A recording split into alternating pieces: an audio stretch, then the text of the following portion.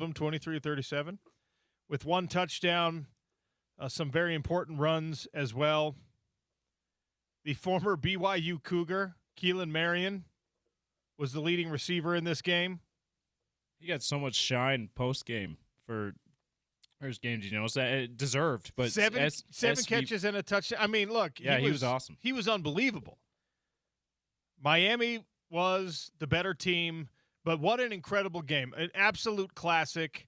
And even after Miami gets the go-ahead score with like 30 seconds left, Trinidad Chambliss and Ole Miss brought it back down to where with 5 seconds left, they had a real opportunity, not just a Hail Mary, but I heard the Dan Patrick show calling it like a mid-Mary, which doesn't make any sense, but we'll go with it. Mid-Mary. It was, and this is why Kirk Herbstreit is really, really good on every broadcast. It was one of those situations where for a coaching staff, you have a real decision to make. It was 5 seconds left, and then I think they corrected it to have 6 seconds left on the clock, right? And Miami, Ole Miss is across midfield. So Miami is in a situation where they're playing that kind of umbrella prevent style defense, which means the underneath routes are pretty open. And Kirk Herbstreit, before the snap, right, as they're approaching this final play of the game, what ultimately led to be the final play of the game, he's like, hey, you could maybe get a quick out route here, take off 10 or 15 yards, and then instead of a 40-yard pass to try to finish this thing, you've got a much more manageable play. And that's a real decision you have to make. Ultimately, Ole Miss decided to roll Trinidad Chambliss out and try to get him a clear sight picture, and he bombs it deep. He threw it a little too far, honestly, but it could have been caught. One of his 2 receivers in the vicinity, 3 defenders in the vicinity. And honestly, it was a pretty obvious pass interference in any other scenario, any other time in a game, but we know how these things play out with Hail Marys, which is why the question of do you try to chip off a few more yards there becomes, I think, a lot more important, a lot more interesting. If you can chew 4 seconds off the clock and get yourself an extra 10 or 15 yards before you take that final snap. So now your Hail Mary is not really a Hail Mary, but it's a 25-yard attempt. It changes everything in that game. Well, not everything in the game. Everything in the final play. Because now the referees have to treat it like a normal pass. They don't get to treat it like a Hail Mary where defensive backs are coached and should be coached to just commit a mugging in a situation like that. Fight it out. Do anything you can. Get your hands in the breadbasket. Hold them by the hip. Stick a finger in their belt loop and hold them back. Because those things are not called on end-of-game scenario passes. And Chambliss had enough arm. He had enough time. Ole Miss just not able to pull it out. But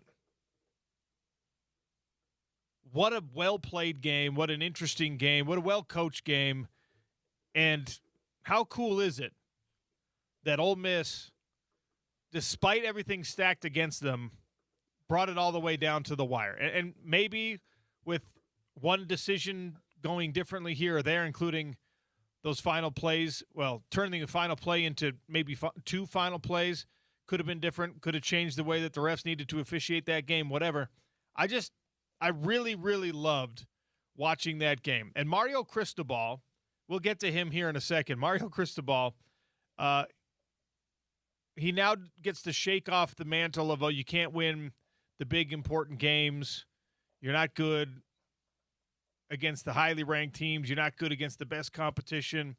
You're a bully that you beat up just the small guys. We'll get to that here in a second. But if you're Ole Miss and you're part of this team, you're in this group with Trinidad Chambliss, who, by the way, playing in this game also had AT&T commercials playing during the commercial breaks.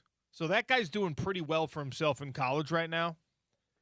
And he's applying for another year of eligibility. So we'll see if he gets that waiver. If you're Kejuan Lacey right? You had a 75-yard touchdown in this game. You finished the year with over 1,500 yards, 24 touchdowns, 11 carries for 103 yards in a semifinal game while you're less than 100% healthy.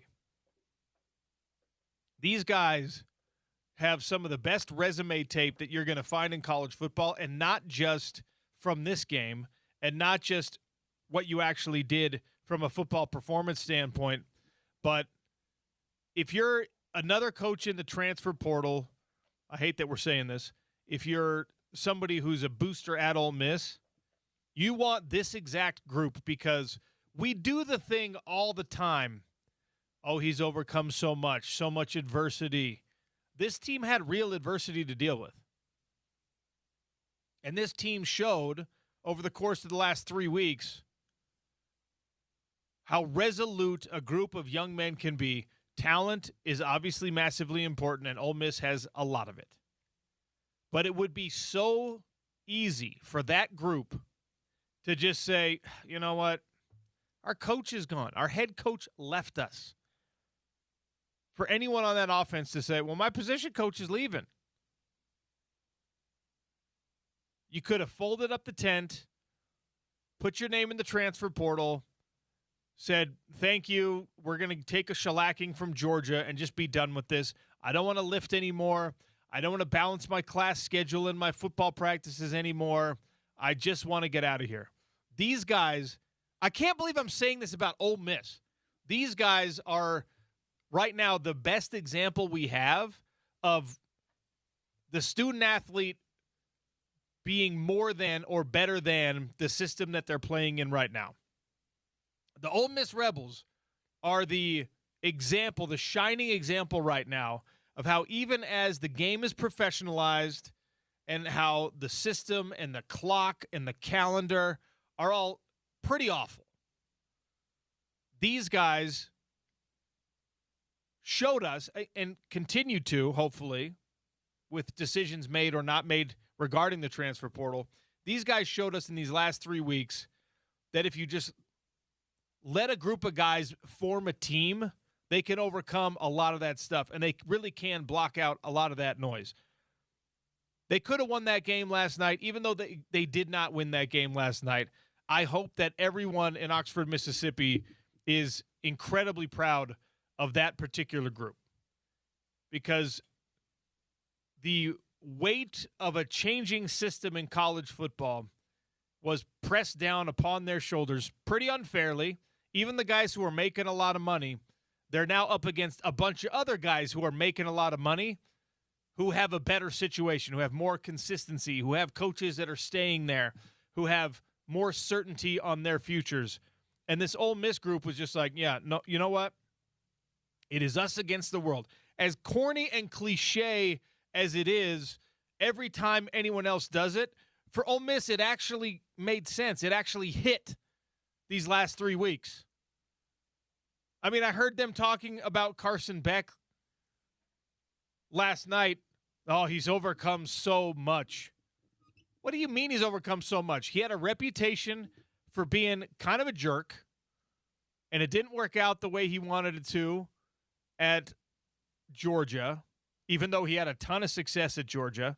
He jumps into the transfer portal, follows his girlfriend, who is also an NIL celebrity, to Miami, and they have a bunch of like TMZ type scandal stuff around their relationship that on a surface level seems like it's mostly his fault. I don't care. It's college romance. I really don't give a you-know-what. He had a couple of luxury cars stolen from him. Like, that guy's adversity is not the same as your head coach calling you into his office when you're about to embark on the most important run in your sport and in your career, certainly, and say, hey, I'm not going to be here with you for that. Somebody that you have trusted for however long calls you into the office, and he probably didn't even do them this courtesy, pulls them into a team meeting, whatever, or maybe you just found it out on Instagram and on Twitter and everywhere else, and it's just like, hey, man, I know you trust me, but you can't anymore. I know you put all your eggs in my basket. that was a mistake.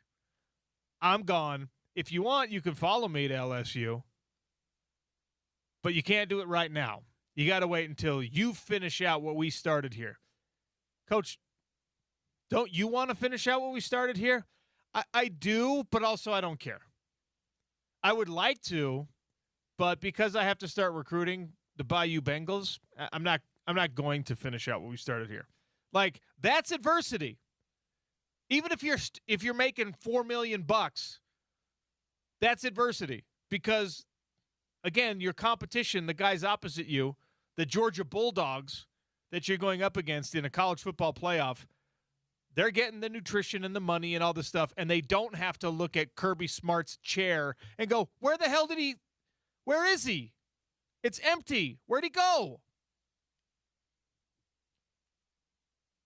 What a season for Ole Miss, and what a lesson that group of young men taught, I think, the college sports world.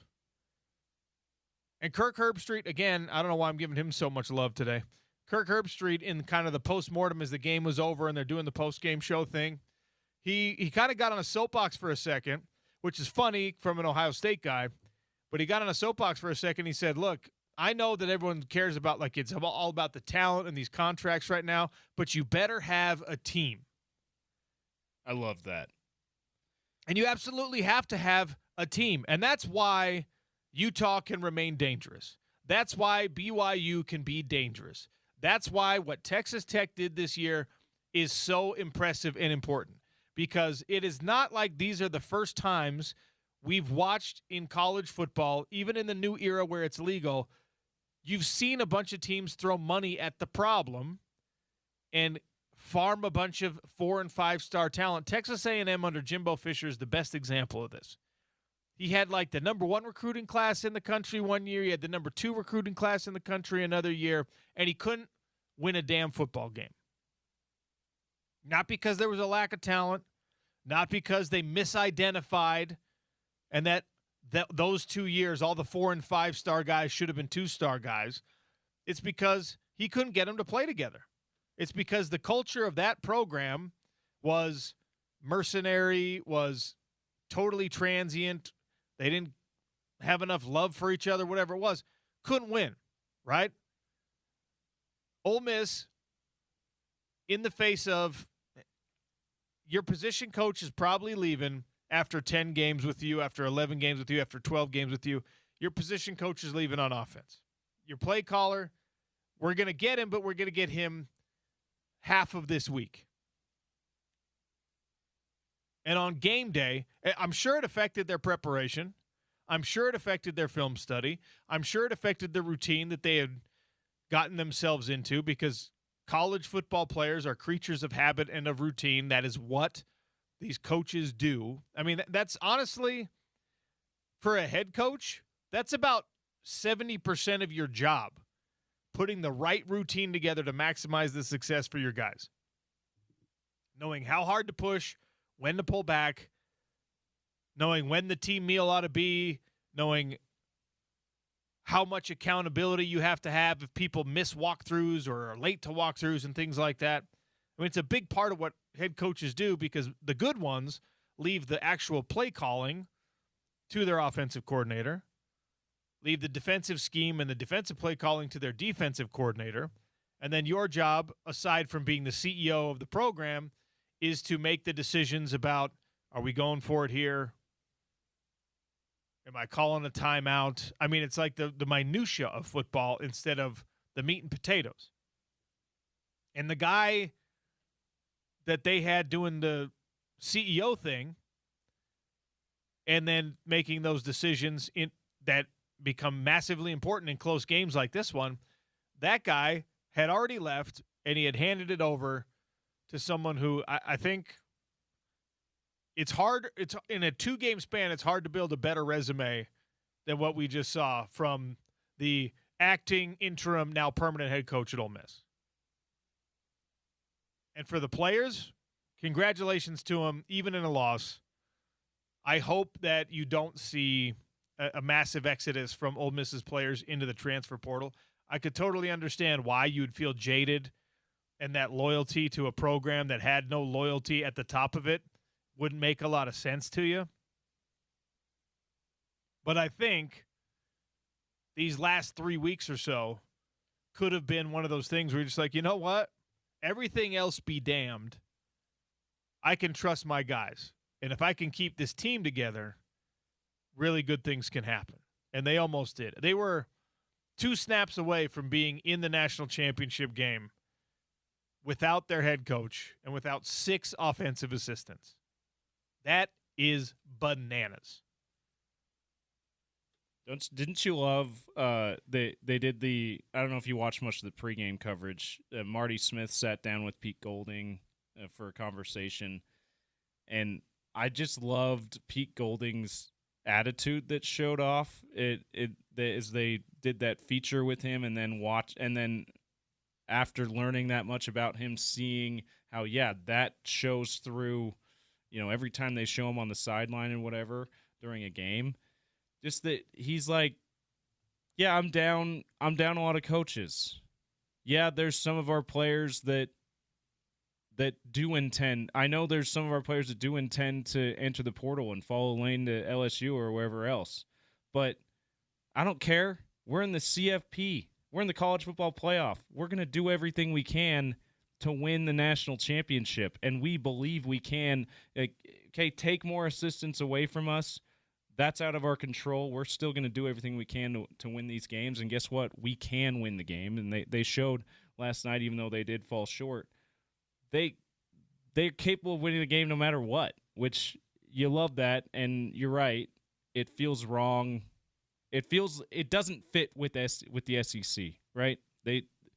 Ole Miss, SEC, traditional SEC, not power, but really good program. Playing the plucky underdog doesn't really fit. Yeah, it doesn't. But feel, they feel showed right. that. That's what they showed throughout this throughout the last couple months of this season, and particularly in the playoffs. You got to love it. I love that you mentioned Herbie's rant about stop going after stars in recruiting. Stop going after 5 stars. Stop looking at stars. Start looking at team. And I, like you, couldn't help but think, that's why Utah football has been as successful as they've been in the last 20-something years, and that's why we believe they'll continue to be that successful under Morgan Scalley. It's why I don't think, it's healthy to have some concern and to wonder what these first few years under Morgan Scalley are going to look like, what next year is going to look like, hell, what the next 7 days are going to look like before the transfer portal closes. It's a healthy thing to wonder about that. But the reminder of the fact that we over me, team over talent, Kurt Cignetti has talked about this. Production over potential. Yeah, is it great to see? It's why the J.J. Buchanan situation is really interesting, right? Because you get this guy from Utah State to come down who's the same height, the same size, looks like kind of the same speed, and has double the production, and yet everyone is panicking about the fact that J.J. Buchanan left. And I get it. It's because he's younger. Yeah, I was going to say that Buchanan having 3 more years of eligibility versus how much does the other Braden Pegan has. Sorry, man. It's hard to keep up with all the new guys this time of year. I apologize. I don't have everybody's name memorized. I think he's got 1 more year. 1 more year. So yeah, I mean that's the biggest concern out of that. Yes, you're getting. Yes, but also you're right. But also, what are we doing? Don't plan beyond 1 year with anybody. Right. It's a 1 year. It's a 1 year league anyway. College football is a 1 year sport. You should care about what your roster looks like January 16th, and then we'll care about what the roster looks like next January 16th. Yeah. Seriously, the days of we're gonna bring in this freshman prospect and we're gonna stash him and we're gonna develop him and we're gonna bulk him up, those are gone. They really are. You still have to recruit high schools, and you still have to have the ability and the acumen for identifying that talent, and maybe we'll have to move into a different position. It's an unfair thing for coaches right now. That's still a requirement of the job for you to know how to do that, but that is no longer the primary source of your talent and your culture. It's no longer the thing that really makes your team or your game day roster from year to year to year. Braden Pegan, Kyrie Scholes. Let's say you get Larry Simmons to re-sign. All right, Hunter Andrews as an offensive weapon. Creed Whittemore maybe to play that Ryan Davis slot, Britton Covey Light type role. He's already committed to be back, so you can bank on him at least at this point. All right. You've got, in those names, the best returning production that the University of Utah already, even if you take Whittemore out, even if you take Larry Simmons out, just Scholes and just Pegan, the best college football production from pass catchers that Utah has had in like the last 5 years. So am I bummed that J.J. Buchanan's out? Sure. Especially after how he performed in the Vegas Bowl. That was by far his best game. It got you really excited, but yeah. Absolutely. But, again, going back to the Morgan Scalley press conference, going back to every conversation we've had with Eric Weddle in the last few weeks, bring in people who want to be here and ride with them. It's the team thing. And I know there's somebody out there driving in their car right now shouting at the radio and saying, like, Miami won the game. Why are you talking so much about Ole Miss and how their culture and all that stuff? Honestly, Ole Miss, I couldn't give a bleep about Ole Miss 5 weeks ago. The fact that they were put into this situation and that they overcame to some extent the difficulties of that situation is a renewal of hope that the kind of like old school stuff that we value in college football is still there, even as Trinidad Chambliss is sitting in an AT&T commercial during a semifinal championship game. They go to break. He makes this huge play, first down. He's going back to the huddle. We'll be right back after these messages. And it's him on an AT&T commercial. And you're just like, what the? Joking about the transfer portal. And it's, you're like, what? This guy made at least $1 million to do that dang commercial. Yeah. And I'm supposed to like pretend he loves Ole Miss. You don't have to pretend he loves Ole Miss. Yeah. He could have been like, guys, this Kiffin's gone. Screw that guy. I'm going to LSU if I like him. I'm coming back to Ole Miss if I can get this waiver, or I'm just going to shut it down and prepare for the NFL. If my head coach doesn't care, why should I care? Every player on that team could have had that mentality. Oh, my head coach doesn't care about this playoff run? Why would I care? Yeah. But instead, they remind us that our collective obsession with transfer portals and with contracts and with NIL and with player movement and all that stuff, it doesn't actually apply when there are high stakes for these kids.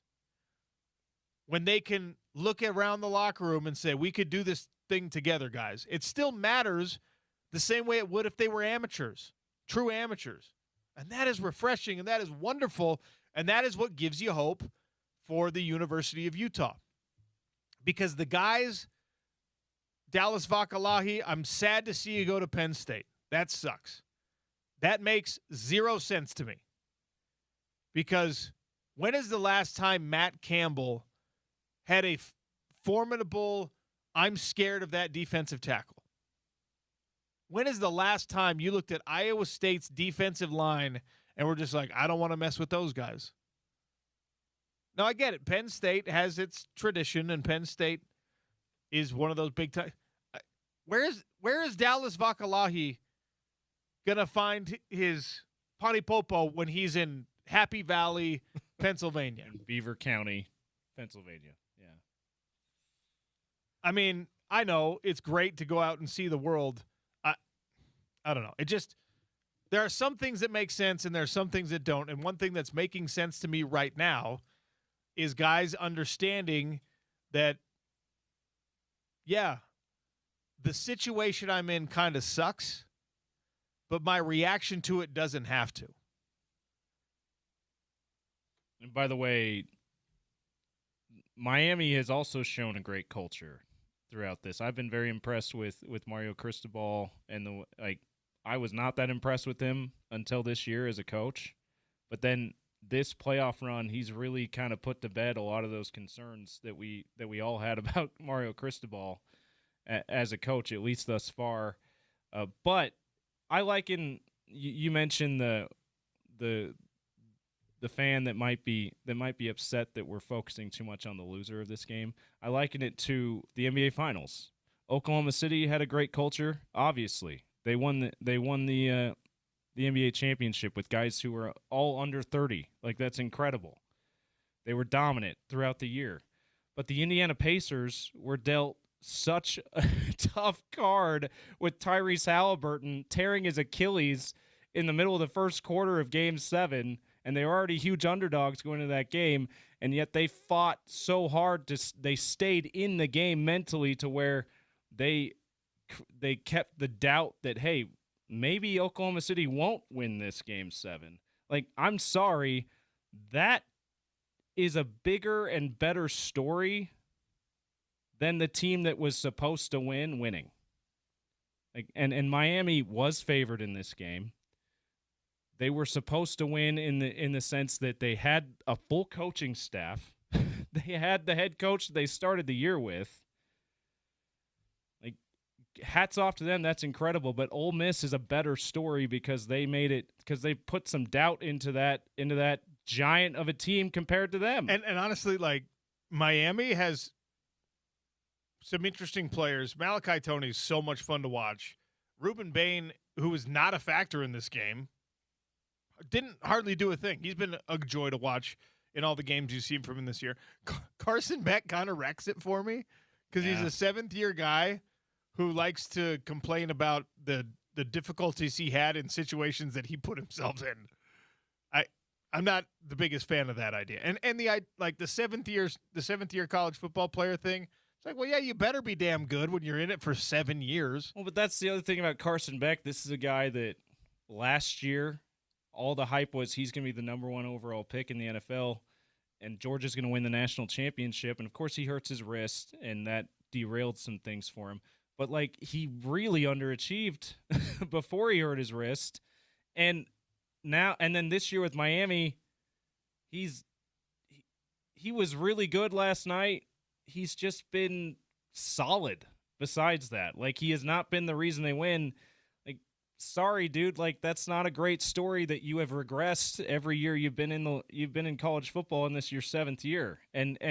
But yet you're still good enough, because you're talented enough, you're helping your team win games a little bit. Like, I also that's hate not a great story. That he scored the rushing touchdown to put him up ahead. I know. And I hate that whoever number 52 is for Ole Miss was looping on a stunt up front and just had, honestly, maybe the worst breakdown / athletic reaction to Beck appearing to start his scramble, because he was there was nobody between 52 and Carson Beck as he's completing this stunt.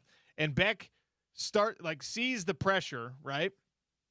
So he starts to move to his left, and this D lineman just stayed where he was.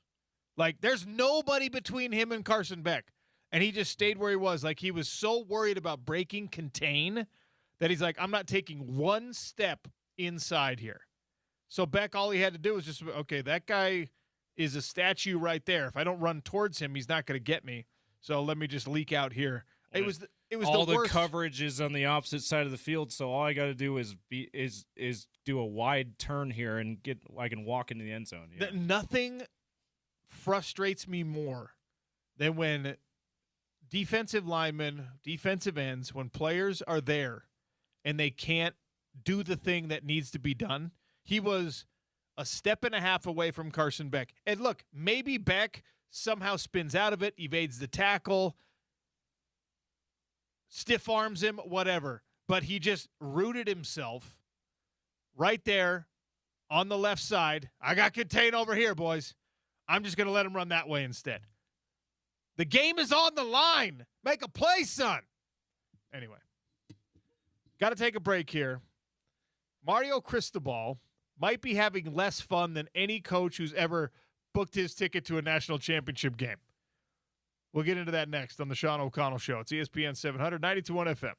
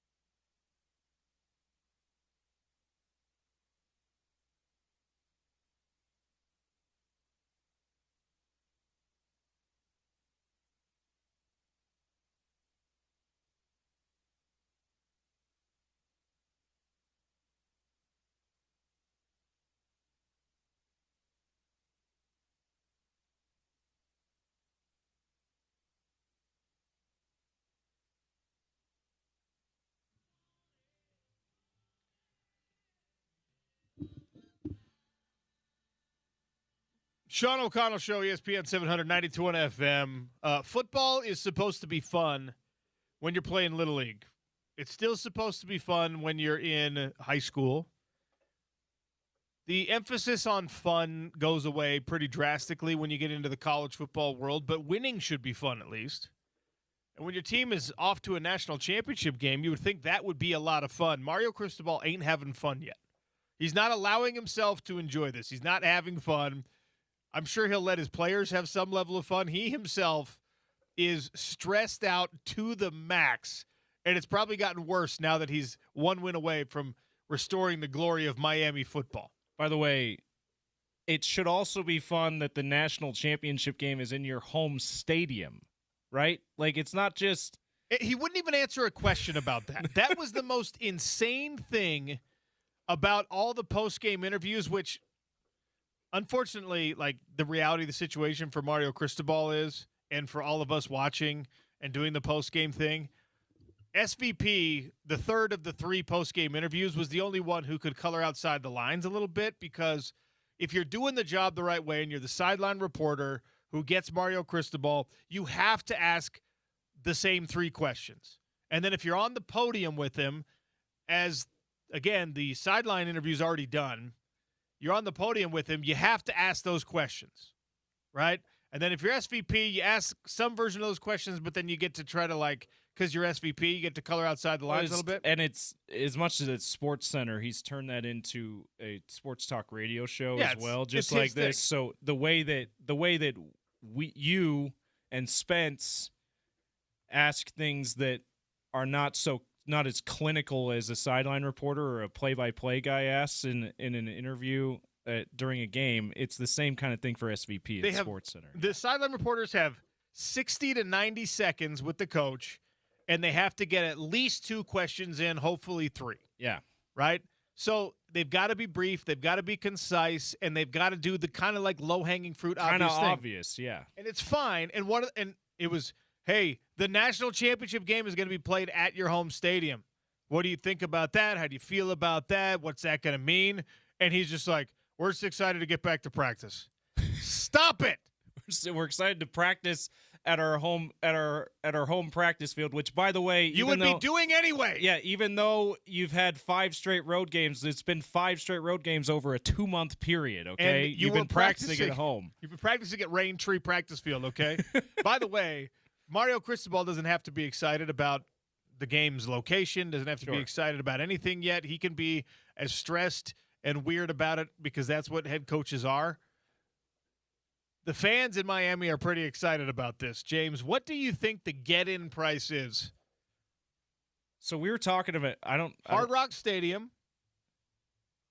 We were talking about the get-in, how low the get-in price for last night's game was, and what was that, $35? Like $35 to get into the Fiesta Bowl on game day for probably the worst seat in the building, but still, that's really good for a college football playoff game. Like if I was in Phoenix, I have no dog in the fight with Ole Miss or with Miami. You don't have anything going on. You don't have other plans, and you saw that price. Yeah, I'm buying a last-minute ticket. If we lived in Phoenix, I'd be like, hey, lovely wife of mine, I'll do what I can to help with bedtime, but I'm going to go to the college football playoff game that's $35. Only $35, yeah. So it's got to be way more than that because it's the national championship game. It's the national championship game. Now, the U, Miami, right, that U is this the first time since 2001 they've been in a national championship game? Well, 2002, the year after they lost to my Buckeyes. Right. 2002 they lost to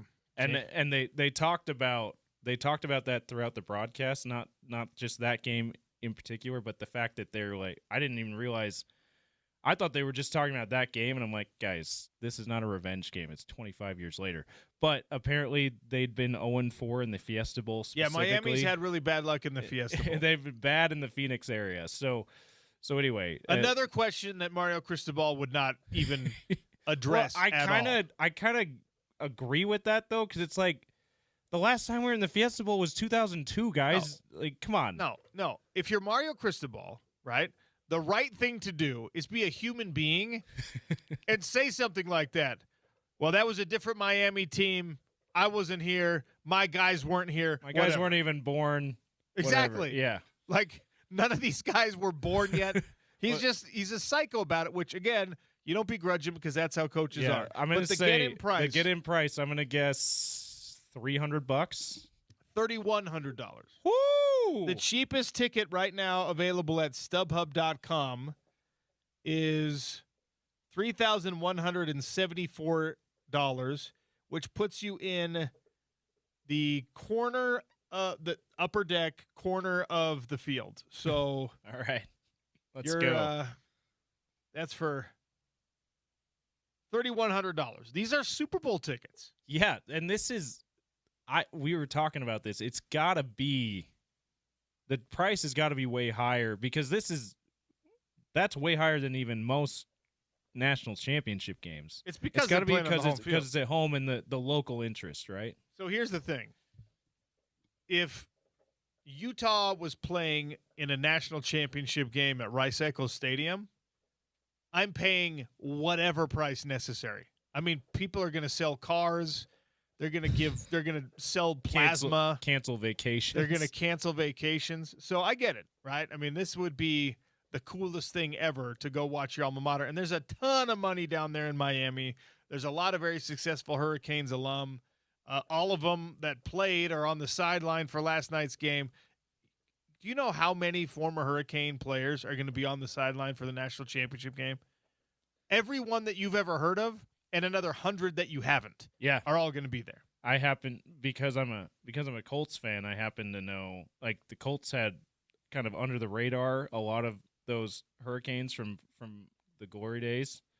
Edgerrin James, he was one of the captains last night. Reggie Wayne was another one. Guys that you don't necessarily think of as Miami guys because they're a little bit quieter than some of the other Miami stars.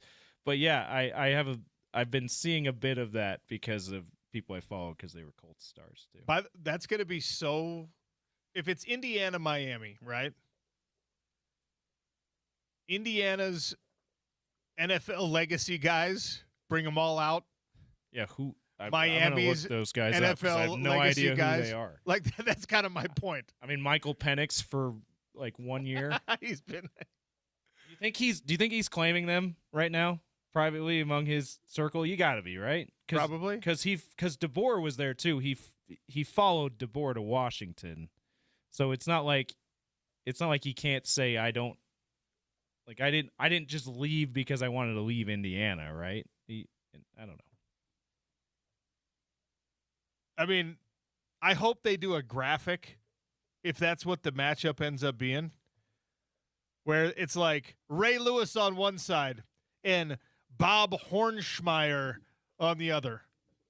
That's a real name. 1947 NFL Draft, 11th round, Bob Hornschmeyer, running back out of the University of Indiana. Oh yes, the notable Bob Hornschmeyer. We all can think of him when we think of college football legends. Okay, so Antoine Randall L. All right. He had a nice little run. Bob Skoronski was back in the part of those Steelers teams back in the 60s and 70s. Wow. Speaking of this, Antoine Randall L., Steelers Super Bowl champion, too. Adewale Ogunleye, remember him playing for the Bears? He's from the University of Indiana. How about Vern Huffman, 1937? Let's go. Bob Hake, 1939. Bob DeMarco, 1960 NFL Draft, 14th rounder, played for the Cardinals. Oh, Chris Steelman, great player, great offensive lineman. Trent Green. Okay, right. Yeah, he had a great run. Trent Green I remember him most as a Chiefs quarterback, but he kind of burst on the scene as a Rams quarterback. How about this name? Got to be like his dad or grandpa, Rex Grossman. Not that Rex Grossman. That's a Florida 1948 Rex Grossman. 1948 Rex Grossman. The number one NFL player from the University of Indiana, 1970 inductee to the Pro Football Hall of Fame, wide receiver / defensive end, Pete Pihos. Pete Pihos. Played 9 seasons for the Eagles from 47 to 55. He won the 48 and 49 NFL championships and was a 6-time Pro Bowl selection. So that's what Indiana's got. I mean, Trent Green, out of that whole list, you're calling Trent, like Signetti or his people need to be calling Trent Green and Antoine Randall L. Please, Antoine Randall L. One of you two, please come because no one else has heard of any of our other alum. I actually would love if they did this for the national. If it ends up being, I'm not trying to be dismissive of Oregon, but let's just, for the sake of this lame exercise, Indiana, Miami, let's for the coin toss invite every NFL alum from these schools to be out there for the coin toss. And it would be, for Indiana, it would be like 4 dudes in wheelchairs, Antoine Randall, Adewale Ogunleye, and Trent Green. And like 50 and people.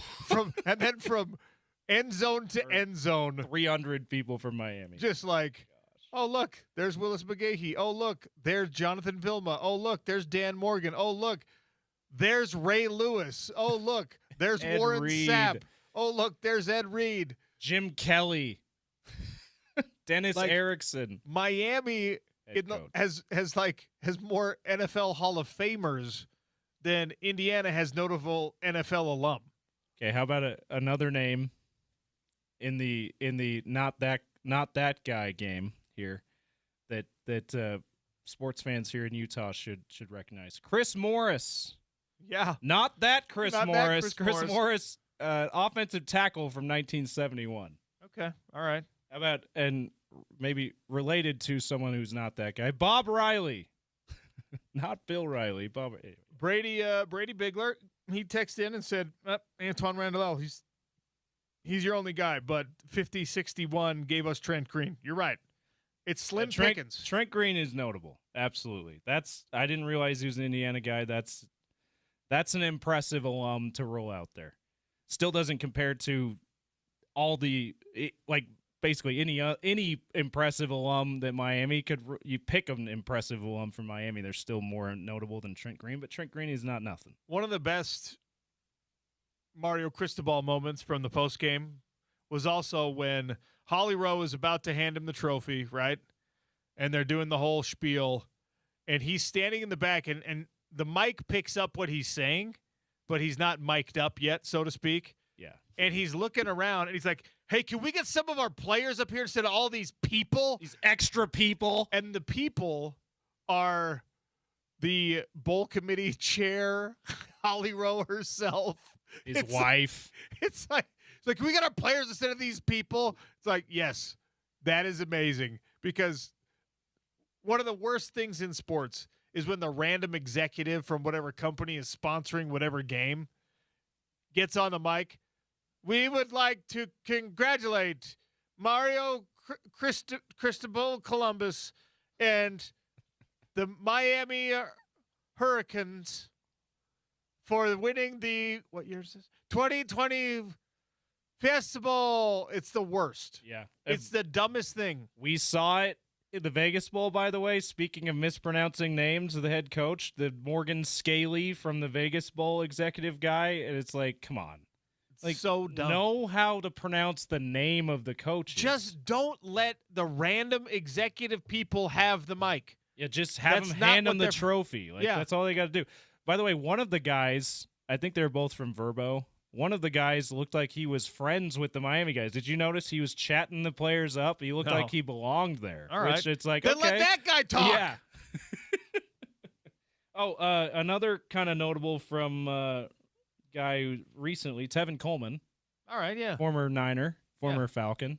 Okay. So that's another guy recently that football fans ought to know that they can invite. All right, got to take a break. There's so much left to get to. I haven't even told you who's joining us on the show today.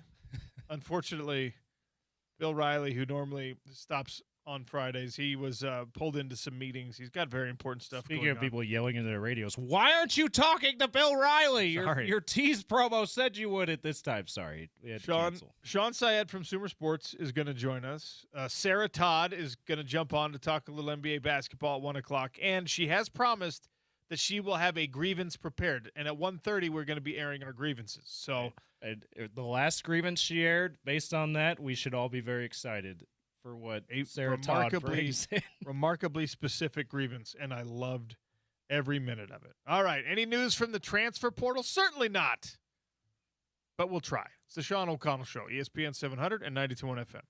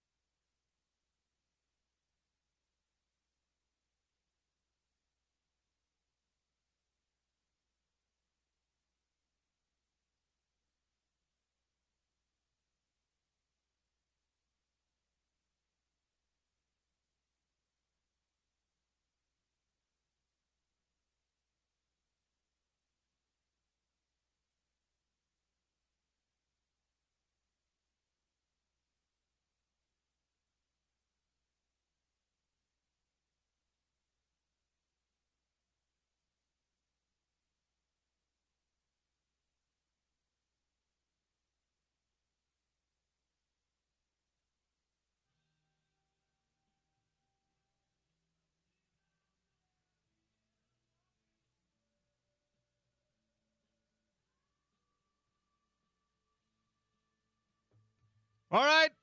What's the latest from the University of Utah's transfer portal news? Well, nothing that is, not since we closed the show yesterday, nothing that is remarkably significant.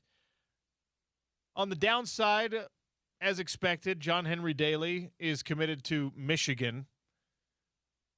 Look, we knew that's where it was headed.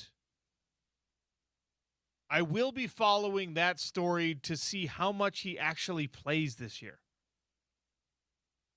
Again, I can be ready by spring ball. What do you mean, OC? I wish no ill upon any player, whether they're staying, they're going, they're doing whatever.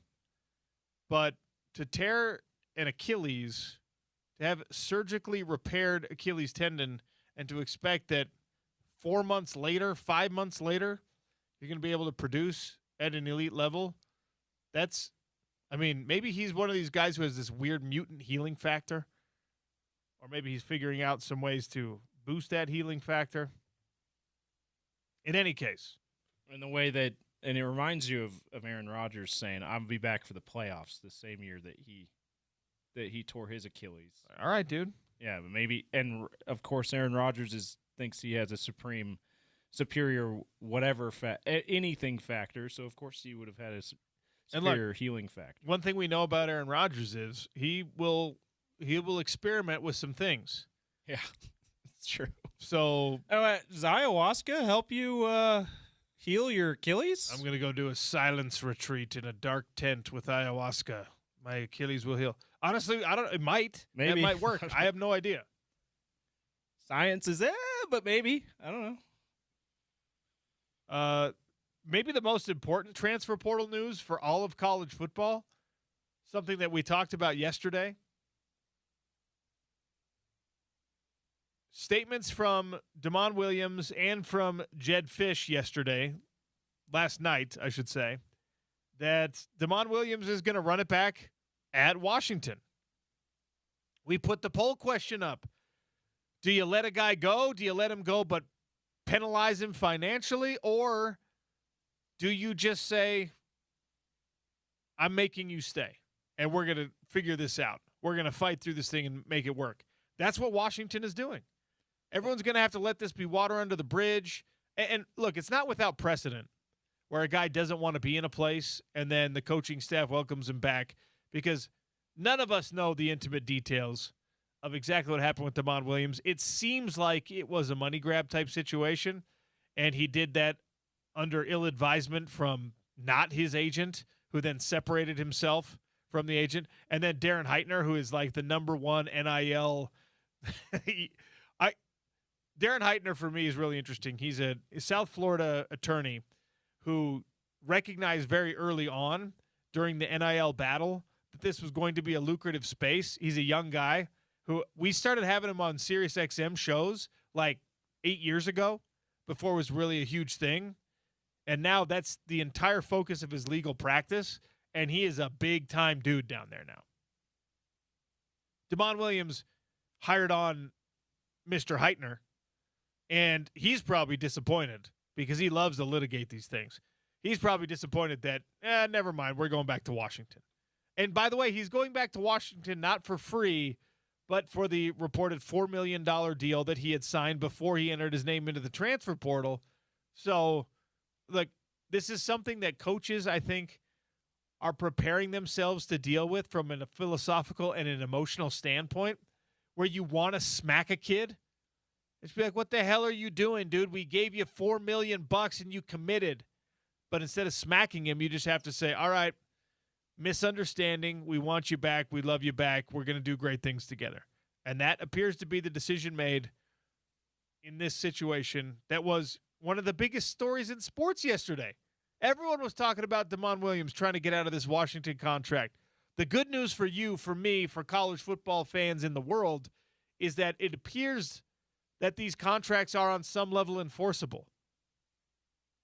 That the Williams camp, Heitner involved or not, looked at it and said, ooh, this is actually going to be really punitive to you if you stay in the transfer portal or if you try to go somewhere else. And Ross Dellinger, who's been kind of the best at reporting all this, had tracked down this information that pointed to the idea that if indeed he had remained in the transfer portal, he was going to be liable for the $4 million in his contract, or the team that he transferred to was going to be liable not only for the money, this is really interesting, but also under the new settlement rules, they would also see a reduction in their in their revenue sharing number. So the NCAA would penalize them. I've not read the fine print of the House settlement, I guess, to the same level that Ross Dellinger has. But according to his reporting, if DeMond Williams had gone to, let's say, LSU, because that's where he was rumored to have been considering, then Lane Kiffin and LSU would have been without $4 million of revenue share money to compensate for what Washington lost. You know, that sounds a lot like, ladies and gentlemen, sounds a lot like NFL stuff, NBA stuff, Major League Soccer stuff, soccer overseas stuff, where, oh, man, you lost this guy. Here's a compensatory pick. Here's a way for us to make it right in your world. And look, if that's what has to happen, if he had insisted on staying in the portal and Washington gets $4 million back, great. If whoever steals and tampers and does their thing is punished $4 million or even $1 million, even $2 million for half of the contract value, whatever it is, I'm on board for all that. Guardrails are more in place than we thought, potentially. And the DeMond Williams case, closed, as far as we can tell. So I want to go back to what you said about Heitner and how this is a guy that likes to litigate this kind of stuff. I wonder if because what DeMond Williams originally chose to do, I guess not originally chose to do, because he originally chose to stay at Washington, but then when he originally chose to go in the transfer portal, despite that with his agent being like, now I can't represent you. If that, even a guy like Mr. Heitner here sees that and goes, okay, even I don't feel like I can litigate this. If it's enough for his former agent to be like, I can't touch that. I wonder that. I bet that probably had a factor. Now, Reddit is not exactly the best source for anything, but Reddit has some thoughts about Darren Heitner, who, by the way, is an adjunct professor at Miami. All right. Teaching a law class, no doubt. He tweeted out, I have been retained as legal counsel for DeMond Williams Jr. We have no public comment at this time. Updates will be provided as appropriate. I don't love the idea of your attorney being like, let me get on Twitter and talk about you. So this guy's he's an interesting cat. I'm sure you'll be seeing and hearing more of his name as these cases get more and more complicated. But we got to take a break right now. We'll head into hour 2 and start it out with Sean Syed from Sumer Sports. It's Utah's number one sports talk, ESPN 700, 92.1 FM.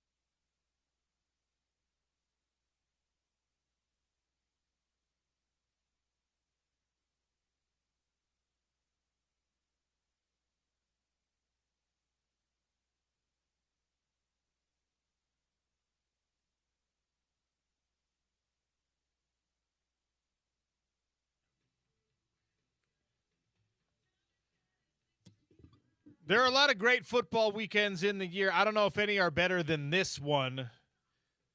Starting last night, college football playoff semifinal. Tonight, another college football playoff semifinal. This weekend, NFL playoff games that you can hear right here on ESPN 792.1 FM. And joining us to talk about those things, Sean Syed from Sumer Sports, at Syed Schemes on Twitter.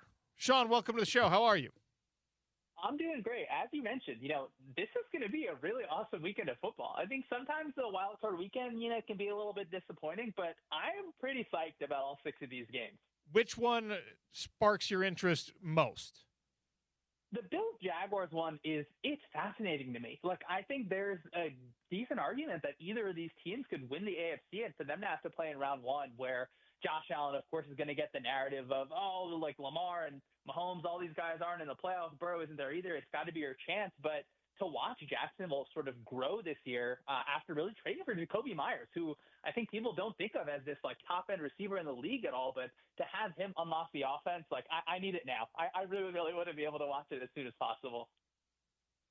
Jags are the higher seed, but right now the Bills are the betting favorite. Very slight betting favorite, and this game is in Jacksonville. Does Vegas have it right or wrong?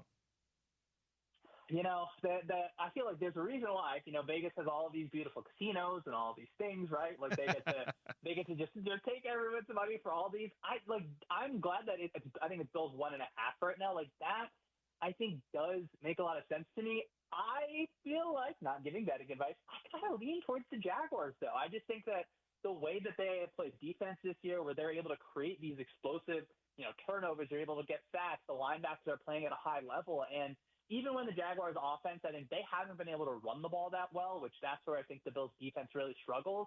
I've really enjoyed Liam Cohen, first-year head coach there, what he's put together on that offense. So I think I kind of lean towards the Jags a little bit there. Well, what's the biggest – there's a lot of games that the spread's very, very close here. What's the biggest mismatch in this wild card round for you? I mean, it's easy to say the Rams versus the Panthers. Like that does really feel like a real big one.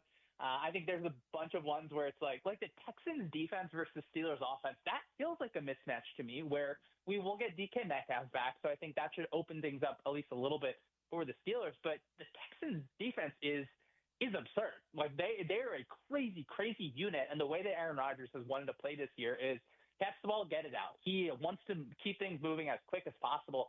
It feels like, there is a chance that the Texans defense can just really overwhelm the Steelers offense. When we talk about the Texans defense, there's the team versus the scheme, and obviously a lot of your presence, a lot of what you do, you're very good at breaking down schemes and figuring out the tactical matchups and things like that. Of course, coaches will always tell you, X's and O's matter, but players matter even more. How much of their defensive skill, prowess, dominance comes from the personnel versus the scheme? It's certainly a good amount from the personnel itself. I do think the personnel allows you to play a scheme where, look, they do get, some funky pressure looks, but a lot of times they're going to be playing cover 4. They're going to have 4 deep defenders. They're going to have 3 underneath defenders. They're going to be able to blitz you with or just not have to blitz you. We're just 4 pass rushers are going to be able to get after you. So I think because their personnel is so good, they can play a specific scheme that, they trust their cornerbacks so much, as they should, because they're awesome. But I think if you ask the coaches there, I think everyone knows that, you're able to do this because you have multiple all-pros on multiple levels in this defense. So I'm a 49ers guy. They start with the Eagles, and the injury attrition that they've experienced, it's not just that a lot of players, but it's a lot of really, really good players. Do the 49ers have a shot against this Eagles team? They definitely have a shot. I don't want to say that, this is like an easy peasy win, just because the Eagles offense has struggled a lot in situations that they should not have struggled. And I love the Eagles defense. I also love watching Kyle Shanahan draw things up on offense. So just because we all watch, the Seattle Seahawks be able to totally shut down the San Francisco 49ers doesn't mean the Eagles are going to be able to do that. Now, I do think that the Eagles are going to win this game. I would be a little bit surprised if the 49ers are able to pull off this kind of upset, just because, as you mentioned, that defense, you're on linebacker 6, 7, and 8. You're pulling out people from the practice squad for a huge playoff game at at the link in Philadelphia. I think it's a tall task. I could see a path to it, and if that happens, then I mean the conversations at Philadelphia there are a lot of ones that are going to be had. I'm always curious about that. I mean, look, we know it's a tough sports market from a fan perspective in Philadelphia, and it wasn't so long ago that everyone was like, Sirianni, got to get him out of here. Well, then he wins you a Super Bowl. People didn't fall in love with Jalen Hurts, but then he's a Super Bowl MVP. And it feels like even with those accomplishments, there are folks in that group that the city's not sold on yet. How? Why? I mean, when they've delivered the ultimate prize, how greedy can you get as a fan? Look, I love the city of Philadelphia. I have to admit that to you. I spent a lot of time there during my life. I enjoy talking to people. I enjoy talking to the fans. It's kind of awesome, like for you to kind of expect this greatness over and over, and to be so spoiled with all these playoff appearances back to back, seemingly no matter what. And I will say, like, the defense is so good, and with Vic Fangio there, of course, at kind of the later part of his career, I just don't want to see the defense wasted. And, like, okay, look, we both watch teams every week where the team has no chance. Like, that is going to happen just based on the roster, based on situations. But the Eagles' offense is like the highest paid offense in all of football. Like, they are extremely talented. I think it's more an expectations thing where you don't have to be offense number one, but for you to be like leaking outside the top 10 with that group, with Hurts, the Super Bowl MVP, with Brown, an awesome receiver, with Devontae Smith, who for a lot of teams would be a number one receiver, one of the most talented offensive lines in the league. I think it's like almost an expectations thing. But yeah, I can tell my friends in Philly, don't forget, you guys had the Super Bowl last year. Sean Sayed is our guest here on the Sean O'Connell Show, talking this upcoming weekend of NFL playoffs. So you know it as well as I, probably better than I. Quarterback play is everything in the sport of football. And you've got an interesting little mix here with this playoff field. You've got guys that are already considered among the best in the league, but have yet to win their Super Bowl. You got a couple of veterans who have won Super Bowls and are kind of the elder statesmen here. You got a smattering of young quarterbacks who haven't really been here before, and it's going to be kind of a prove-it thing. When we talk about the quarterback play specifically, who is going to shine? Who do you worry about? We just talked about the Eagles there. I'm curious do we get the Jalen Hurts just like the playoff run that he had last season? The Chargers-Patriots game, that's an interesting one for me because those are two quarterbacks that, I just love watching them play football. Like Drake May has played so well this year. To me, he's the MVP of the league this season. I think that it's a chance for him to be able to like you win the MVP, you make a little bit of a run in the playoffs in a year where, people I think, they thought maybe you could win some games, but didn't really see you as a contender. To me, like this could be the Drake May playoffs, which is crazy. Like this is year two and first year with Vrabel for the Patriots, who was speaking of spoiled franchises. You go from Tom Brady, obviously for such a long time. Yeah, you have a few rough years, but now you have a guy in Drake May who has impressed me so much and how he's matured in the way that he plays in the pocket. He is a super athlete, but he looks so clean and so polished just being in year two. I just love watching Drake May. So, that's a spot that I'm looking at. And do they get bounced in the first? I don't think they'll lose to the Chargers, but could be a fun one going through the playoffs this year. What do you expect from the Steelers and Aaron Rodgers? I expect a first-round loss for those guys. I just think it's obviously very happy for them that they won the division. Like, that is a great accomplishment. But their offense, it's like we need to get the ball. So it can be a low time to throw offense where like the ball's out right away. You're not able to get kind of every part of your offense. Like the run game, I think it had a pretty good game at times against the Ravens, but I don't think it threatens people in the same way that you would hope for it to be as kind of the core of your offense. So I feel like a first round exit. And does it have kind of any ramifications or implications? I don't know. I think there's a realistic chance that it doesn't, and then we kind of you run it back, and then you're in the similar situation where it's like, hey, we're kind of 9-8 fighting for the division, kind of just like almost as a lifestyle for the Pittsburgh Steelers. You don't think that Tomlin feels any heat from that? Or I guess he would feel it, but you don't think there's a change made if Mike Tomlin gets ousted in the first round again? I guess I'd be surprised if there was a change, because like that to me, it feels like what happened in Baltimore. Like I think similar things are happening, right? Where it's like is like, do you just need a new voice? Like, is everything kind of connecting? But like, okay, to me, like, do you want to be kind of a year late or a year early on this? I'm not 100% sure. I think that's for you to choose. I would be curious just to see Tomlin in a new environment, or just to see someone else kind of with that Pittsburgh Steelers group. Like, what does it look like? Tomlin, I mean, he always has his guys ready to play. So that is one thing where, if they do find a way to beat the Texans, I guess I'll look like a fool, but I'll feel like, all right. I mean, he just keeps on doing it. So I think maybe he feels a little heat, but I guess because it just hasn't happened yet, I'm like, all right, well, he's just going to be there until the end of time. Are you a believer in the Chicago Bears, Sean?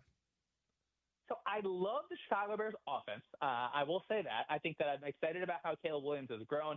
I think Ben Johnson is one of the ones. Like, he is a special play designer and play caller. I think, though, that the way that they've won so many, like, not just close games, like crazy close games, like the closest of the closest of the closest kind of game going down to the wire, and their defense has really been able to play well by creating turnovers. And turnovers, it's just not always predictable. Like, I can't always predict, hey, in game number 2, you're going to get 3 passes that just deflect off a receiver's hands and end up in your hands. So I could definitely see them winning in week 1. I'm not personally buying in to the Bears because I think the fundamentals of their team tell me that, hey, this is a really strong team, but for them to make a run, I think it might be a little bit kind of against what we've seen so far this season.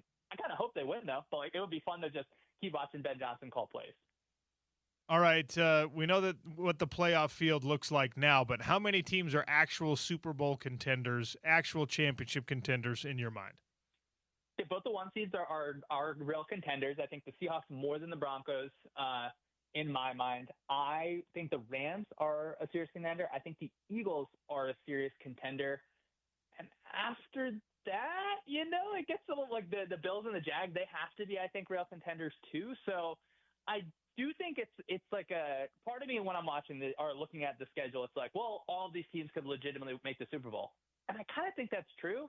But then you look at, all right, there is a tier break here where you, of course, have like a team like the Seahawks, the Rams, the Eagles, I think, on the NFC side, the Bills, the Jaguars on the AFC side, and the Broncos. That's where I think, my head's starting to lean.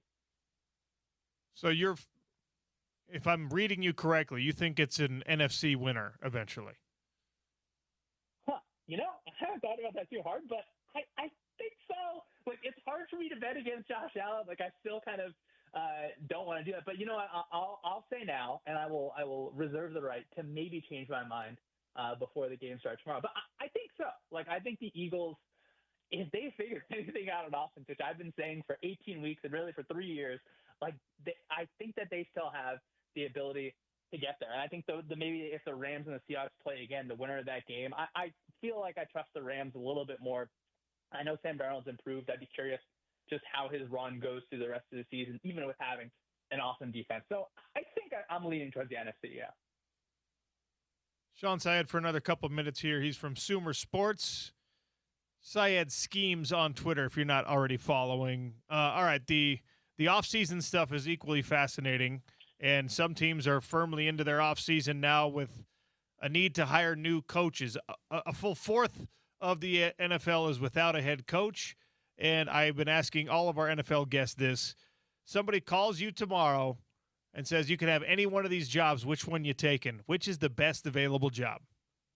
This is fantastic. I thought you were going to ask me which head coach that I'd want to put in the right spot. The Ravens, like, the opportunity to work with Lamar Jackson is thrilling. Like, I think it has to be that. Before, they felt a little bit harder. I'm going to remove the Ravens for just a second because part of me thought, all right, well, the Falcons are going to be competitive for that division every year no matter what. The Giants, like, is a situation where they do have a bunch of pretty good players on that team and a good draft pick. Like, I'm not sure you 100% buy into Jackson Dart, but I feel like maybe, you have the roster that can be there. And then Tennessee, I do like Cam Ward. So I think from the ones that are available right now, I mean, I am tripping over myself. I am calling my agent's agent to call every single person in the state of Maryland about that Ravens job, thinking about the infrastructure that is built and so strong there. And you start to hear the words coming out about Lamar here and there.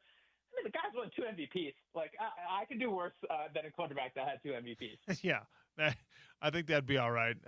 Because you picked the Ravens job, Look, we were speaking with a couple former Ravens, and they're like, dude, Harbaugh, he's so hard to replace.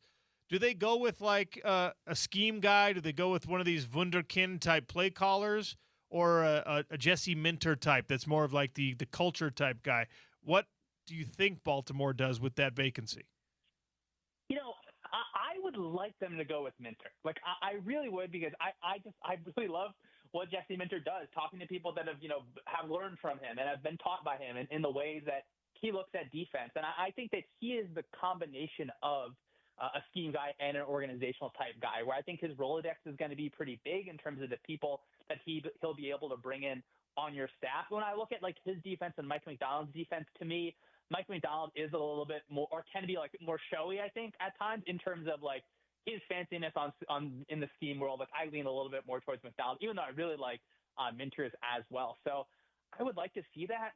I would like to see that with Mike McDaniel as the offensive coordinator, because we talk about Mike McDaniel in Miami with Tua, and you're not able to do this, you're not able to do that.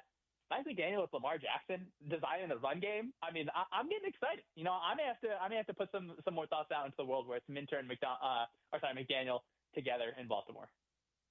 Who's going to hire John Harbaugh? Because it seemed like, well, I mean, hilariously, right after he was separated from his duties, the report came out that there are currently 6 vacancies and 7 teams have reached out to John Harbaugh already. Who's going to hire him? Look, as a former lawyer myself, you know, I do love a little wordplay there. We're not even hiding the ball. We're telling you straight up. For the fun of it, I would love for him to stay in division and go to the Browns. I think that would be pretty cool, just for him to have to play the Ravens all the time. You know, the Giants, it seems like that is a place where it makes sense, just because I think you're uprooting culture. You are really, really changing things in a lot of ways. I'm curious to see, though, does Harbaugh really want to bring his own general manager? I think he's probably going to have the ability to do that. So that might eliminate New York, unless they fire Joe Shane and then move on from him for Harbaugh. Of course, Cleveland has Andrew Berry in place, even Tennessee, right? You have Orgonzi in place there. I don't think he's going to go to the Raiders, because I think he has kind of his pick of multiple places. I'm not sure that's going to be the one that he ends up. So, you know, I guess right now I lean towards the Giants. I think him and Kevin Stefanski it's going to be really interesting to see where those guys land this cycle. You mentioned the Raiders. They've become, you know, they are the closest geographical proximity NFL team to our market here in Salt Lake. And so there's some interest with that, but it looks like kind of a bad job right now, and one of those organizations akin to the Browns and the Jets that just can't get out of their own way. What's it going to take to turn the Raiders around? It's not like they don't have any talent on the roster. Yeah, I mean, the kind of beauty in the NFL is if you draft a good quarterback, kind of everything solves itself for a lot of points. Yes, you know, you have to put a lot of other things in place, of course. You're going to have so many other things go right for you at different levels to really be able to reach full potential. But you have the first overall pick. You're probably going to pick Fernando Mendoza, I assume, or more from Oregon. Like, if that pick is a hit, then, I mean, that's just like, that changes your whole franchise. We talk about the Patriots, right? You get Drake May in there, and now it's like, all right, look at that. Jaden Daniels, even though last season was such a struggle, that first year was so special. So there's 32 head coaching jobs. Someone is going to take it. Someone's going to be lucky to take it, just because there are so few. And yes, there are a ton of hurdles there to climb, but it starts with the quarterback and ends with the quarterback in this league. You hit that pick with, like, you know, unfortunately, just based on the numbers of how things have worked out, that pick is kind of like a 50-50 coin flip. No matter kind of who you pick at that spot at the quarterback position, there is a chance that, hey, you're turning things around pretty quickly. Sean, can't tell you how much I appreciate your time today. Keep up the great work. You and everyone over there at Sumer Sports has become a huge resource for us. So thanks again. Thanks so much. I'm so excited for this weekend. Hope everyone has some fun watching. At Syed Schemes, that's SYED Schemes, Sean Syed with Sumer Sports, football integration lead. He's got his Stats and Scheme newsletter. He looks at the game through like a couple different lenses, makes it really, really interesting. So go check him out on the old tweet machine. Daily video breakdowns as well from Sean Syed. He's got to be like in his 20s, former attorney who, much like some people, get out of the corporate world and jump back into the passion of sport. Really cool. All right, got to take a quick one here. We come back with the Daily Dump. There are some excellent stories and a couple that are not so great. It's the Sean O'Connell Show on Utah's #1 sports talk, ESPN 700 and 92.1 FM.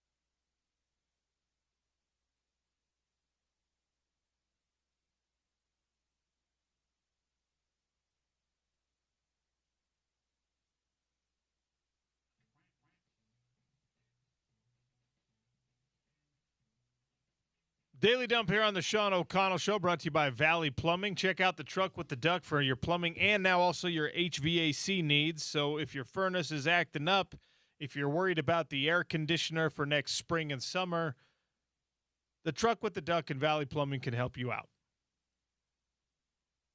You know what? Valley Plumbing is the right person to call, the right people to call, I should say, about this next story.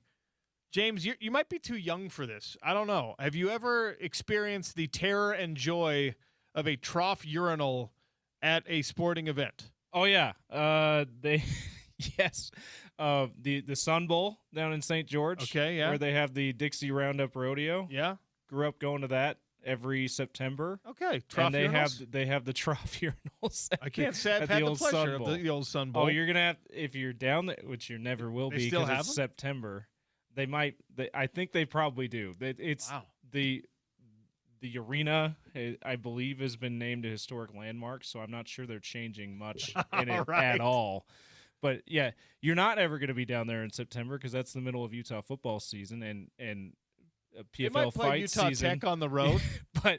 but if you are in September, I do recommend heading out to the Sun Bowl and checking out the Roundup Rodeo while you're down there. But yes, they have the trough urinals there.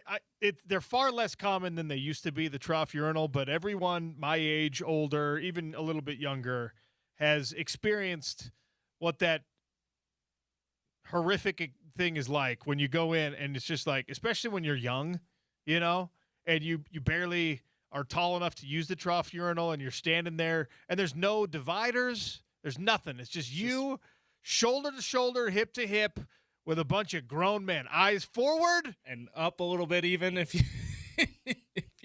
you're feeling still a little uncomfortable with your eyes straight forward. Yeah. I think the last one I think the last place I was that still had trough urinals, I think Notre Dame Stadium was the last one I used. Oh, really? Back when Utah played Notre Dame? It was actually when BYU went out there. Oh, okay. I was working for a local. It was when 1320 was still a thing. Oh, here. okay. But anyway, shout out to K-Fan. Yeah, such a strange experience. The reason I'm bringing them up is not just because Valley Plumbing could install one at your house if you want to be that nostalgic, but you know that the Bills stadium is new, right? Yeah. They're auctioning off. They're selling the trough urinals from the old place. From the Highmark Stadium. If you have like a big house in the ultimate man cave, you could do no better than a trough urinal from your favorite team from your stadium. favorite team stadium. Are they slapping a Bills logo on it too, just to show like, hey, this is from Highmark Stadium? I hope so. Otherwise, people are just going to be like, why did you get like kind of a nasty old trough urinal? What's from the stadium? It would be a great conversation piece. You know what? Or if you had the man cave for it. Or are they going next level and slapping a Patriots logo on there so you pee on the Patriots every time you use the trough urinal? If it were from the old Metrodome from Minnesota, I would want it. Yeah. Okay? If it were from I don't know. I don't think if Rice Eccles Stadium had trough urinals, if Rice Eccles ever did, I didn't experience the joy of those in like. And they're like, we're getting rid of them. Anyone want to buy them? You'd take one off their hands. The thing is, we have a bathroom downstairs in my house that has like it's kind of a weird setup, but has just the right amount of space that you could fit like one section of trough urinal in there. I love that you've thought about this. Well, once I saw that they were up, once I saw that they were up for auction, that would actually fit right there. That would fit right there. That'd be uncomfortably close to where the sink is at, but still. I'm gonna have to tell my very new Bills fan wife that this is an opportunity. Hey, and see if who's never been to Highmark Stadium, but hey, she's in a house of men now. You got a son, yeah. All right, she's outnumbered. She bought him a Bills onesie, so he's probably gonna end up being a Bills fan because he'll always have something to wear. I mean, obviously he's gonna grow out of the onesie, but she's gonna keep buying him Bills stuff, of course. All right, so the trough urinal might be a thing. Oh, jeez. By the way, for me personally, maybe I'm just too much of a germaphobe in this situation. I don't care how many times how good you clean that thing. The amount of people that have used that, I'm not sure I want that in my house. You're sterile, dude. It's like salt water. All right. You're fine. There's a little bleach on there. What about the occasional person who who wandered in there after a few too many beverages? That's not sterile. And just turned around and was like, look away. That's not sterile. Don't look at me. Sir, please don't sit in that thing. I'll tell you what, never do this. All right? Never go to YouTube and type in trough urinal because you'll find people using them as slip and slides on dares. It is horrific what college students and inebriated people will do when it comes to the trough urinal. But don't make it weird. It's not that bad. Just a thought that popped in the old noggin. Vintage toilets are not highly collectible in most cases, but a trough urinal from your favorite stadium, especially if you had, like, it's a seminal memory when you're a child. For the first time, you can reach. You don't have to go into the stall. Your dad doesn't have to take you into the stall, right? Because you're tall enough now that you're up over the lip, and you can just be like, all right, eyes forward, son. Tell you what, if the Sun Bowl ever auctions off their trough urinals, I probably still won't buy it. I will also not do that. All right, cool. Do you remember the name Kayshon Boutte? Yeah. So Kayshon Boutte did an article recently, or did an interview recently, and talked about a crippling gambling problem he had while he was in college. And he was at LSU before NIL was strictly legal. Not that places like LSU were not participating in NIL back in those days. We just didn't call it the same thing. Ed Orgeron very famously said, well, the biggest difference, used to bring the cash in the back door. Now they walk through the front door. Go Tigers. Yeah, exactly. So that guy didn't really make a lot of bones about it. But fascinating stuff. And I love it because it's transparency from an athlete talking about a gambling problem that thankfully he has gotten over, it seems. He said he was not forced. He was not hustled. It's not something where, like, organized criminals were coming after him. He just got addicted to gambling the way that people do, unfortunately. And he had $90,000 of his own money, which, again, in college, pre-NIL, where you're getting that money, Kayshon Boutte, but thank you for telling us the truth. He went broke, zero. Gambled away at least $90,000 while he was in college. That's terrible. That is gnarly. By the way, going back, because you mentioned Ed Orgeron, how about how to amplify what Ole Miss did in the playoffs? They said Pete Golding is now one of only 3 SEC coaches to win as many college football playoff games as he's won. I'm like, well, Ed Orgeron won 2. They had to win 2 to win the national championship. Come on now. And Golding didn't even win the national championship. Anyway, moving on. You just wanted to correct Hey. You wanted to correct the record there? And I'm like, just because the guy's tied doesn't mean you should dismiss him, and especially because they won the national title that year. But yeah, this is I teased and said some interesting stories and some that are not so good. That one not so great. Kayshon Boutte, thankfully, seems like he's out on the other side of it. Never really took off for the NFL. Injuries and that kind of thing really affected him. Trinidad Chambliss, we all watched his attempted heroics last night.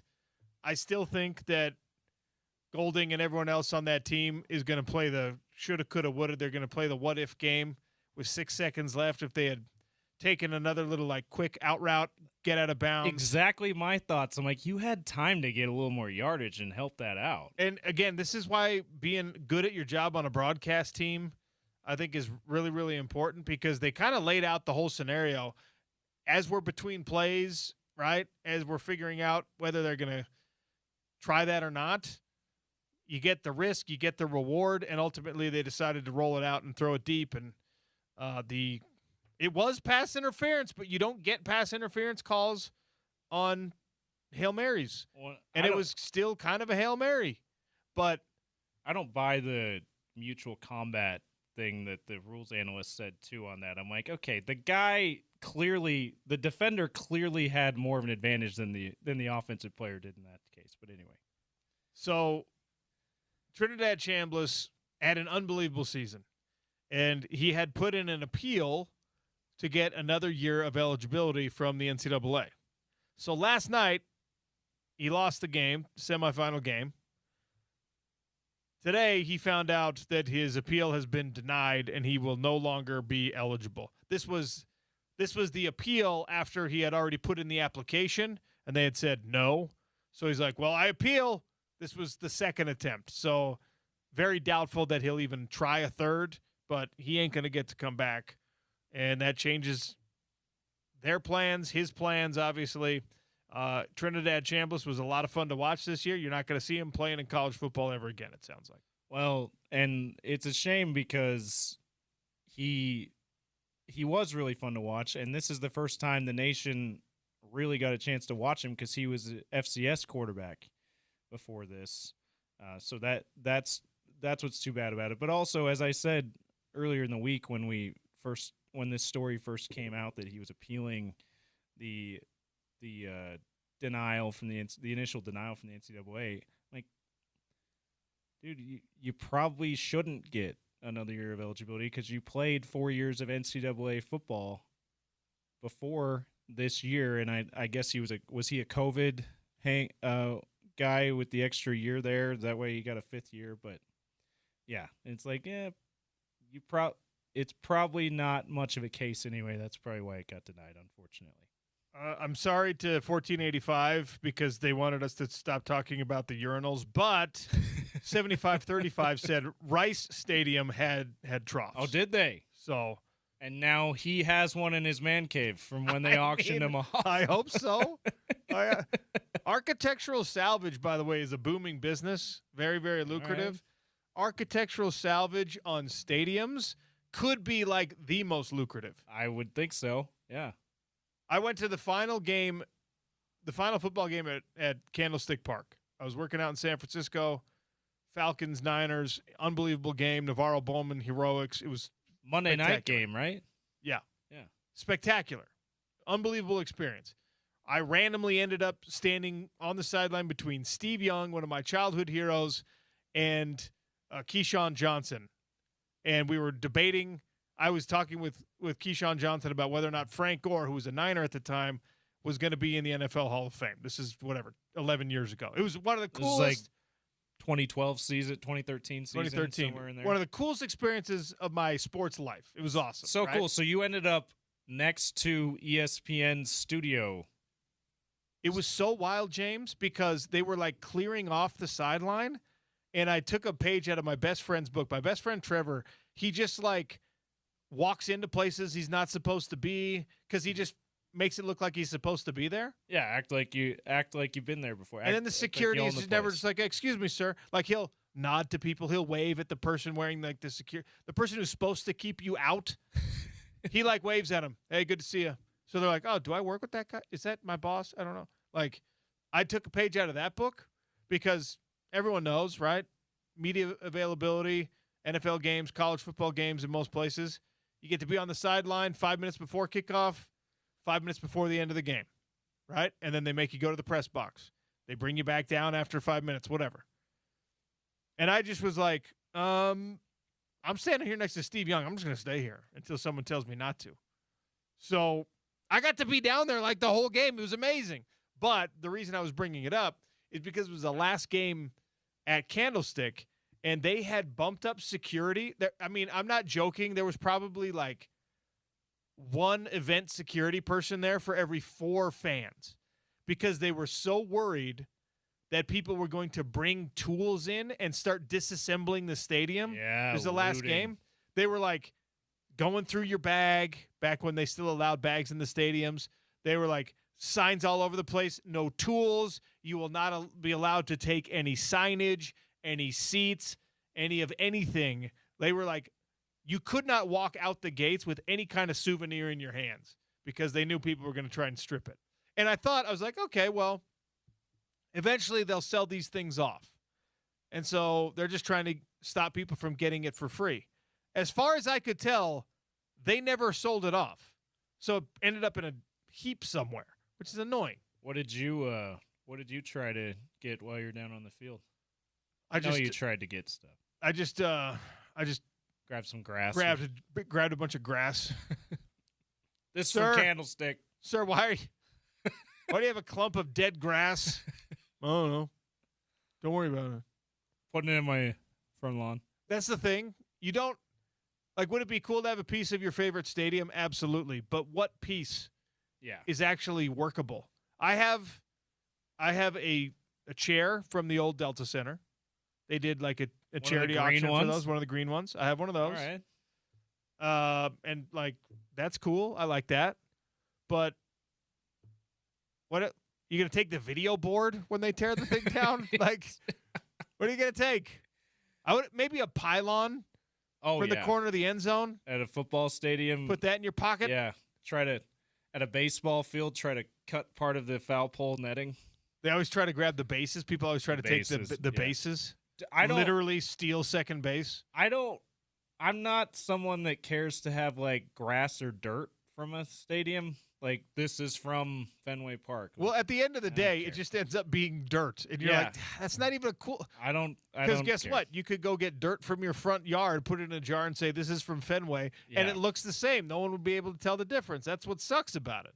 If you had enough of a like mansion that you could put like a cool sign, a locker room sign, anything like that, that'd be neat. But I just don't know. Most of it's not workable with your home decor. Yeah. Sorry. All right. That's your daily dump. Oh, we got it. We can't end the daily dump without the biggest NBA news. What do you mean? Ja Morant. Oh, I forgot on the market. Grizzlies listening to offers for Ja Morant, OC. We're going to talk with Sarah Todd about this. Ja Morant, okay? Incredibly talented player. Ja Morant needs to come to a place like Utah. Ja Morant can't get out of his own way, can't get out of these circles where people are trying to drag him back into this street lifestyle, the gun stuff. Although people here love guns, but different. Yeah. Totally different culture than what he has been delving into. And Ja Morant, almost without question, would hate living in Salt Lake City at first. But it might be the best thing if you have demonstrated a lack of the ability to kind of like do it yourself. It's why people go to rehab facilities, right? You can't be in your own environment. Salt Lake is NBA rehab. Is that what we're saying? That's what I'm saying. Let's go. You can't if you can't get away from the club lifestyle, the street lifestyle, the whatever lifestyle in Memphis, in LA, in Atlanta, in Boston, whatever. There's a couple of markets in the NBA that are going to make that a heck of a lot easier on you, right? Salt Lake City, Utah is number one on that list. Absolutely. Be a little bit easier in Oklahoma City, although they've got like a nightlife scene. So do we. Small. Portland is famous for other things that are involved with that nightlife scene, but probably not quite as aggressive with the like violence and gang culture that Ja Morant has not been able to fully extricate himself from. And look, I understand why on some level I understand why. When you're a young person who's athletically successful and everyone you grew up with is not, right? They don't have what you have. You don't want to be the person who leaves everyone behind. You don't want to be the person who sells out. You don't want to be the person who's not in touch with the neighborhood anymore. I get that. You wouldn't want, because if that's what made you into who you are, into the basketball player you are, the person you are, you wouldn't feel like there's anything wrong with it. You know what I mean? Like, shout out Countrywood Drive down in Sandy. Like, if for some reason professionally I had to separate myself from the suburbs, it'd be like, what? No, that's my roots, man. Those are my people. Why would I want to be away from that? So I get it why athletes fall into that trap. But if you've demonstrated a lack of awareness or ability to pull yourself away, it might be in the best interest of yourself, your family, your agent to be like, hey, let's put you somewhere where you can't get into this kind of trouble. Salt Lake City, baby. Let's go. NBA rehab. We need to get a sign on the Delta Center. Welcome to NBA rehab. I love this. My initial reaction, because you said that right away. He should come to Utah. My initial reaction was like, no, you don't. You do not want to touch what Ja Morant has become. You become us. We don't become you. But I said to you, I love the Utah football mindset that you're trying to project onto the Utah Jazz, which, by the way, has not been that different from what he who shall not be named established at Utah football. They have always had in the time they've been at Utah, I'm talking about the Jazz, they've had a great front office all the way down culture that has helped guys who maybe have had some had a checkered past coming in. So why wouldn't that work for Ja Morant? Who on this Jazz team is Ja Morant going to go out and get in trouble with? Huh? Lauri Markkanen's going to show up and be like, welcome. You want to come over for Sunday dinner? It's like, hey, you want to come hang out with me and the kids? Jeez, Lauri. How old are you? You already got 2 kids? Yeah, man. We love it. We love the mountains here. You think Keontae George and Ja Morant are going to be out there rolling deep, strapped up with guns? Come on. Kevin Love? Yeah, Kevin Love, hey, do you want to come out to Deer Valley? Ja, you want to go golfing? He's just like, what? What do you mean golfing? No. Nurkic? You think Big Nurk is going to be like, hey, actually, Nurk might be the scariest one. I was going to Never say. mind. Nurk might be the one. Keep Nurk away from Ja. Okay, Nurk might be the one. Bad one for me. All right. So the Grizzlies are shopping job. Well, Sarah Todd's going to join us in about 15 minutes. See what she Not thinks even. about NBA 10. rehab Salt Lake City. NBA Rehab Salt Lake City. Make it a reality show. Real Housewives and following Real Housewives, NBA Rehab. It's just Will Hardy. Hello. Lauri Markkanen's like that big guy, the Wandering Oakens from Frozen. You know, they walk into the into the store. Hello, welcome. It'd be great. We've gone a little far afield here. We might be bearing witness to the best sports story of the new century. It might be unfolding right in front of us, right now, especially tonight. We'll discuss it next on the Sean O'Connell Show, Utah's #1 sports talk, ESPN 700 and 92.1 FM.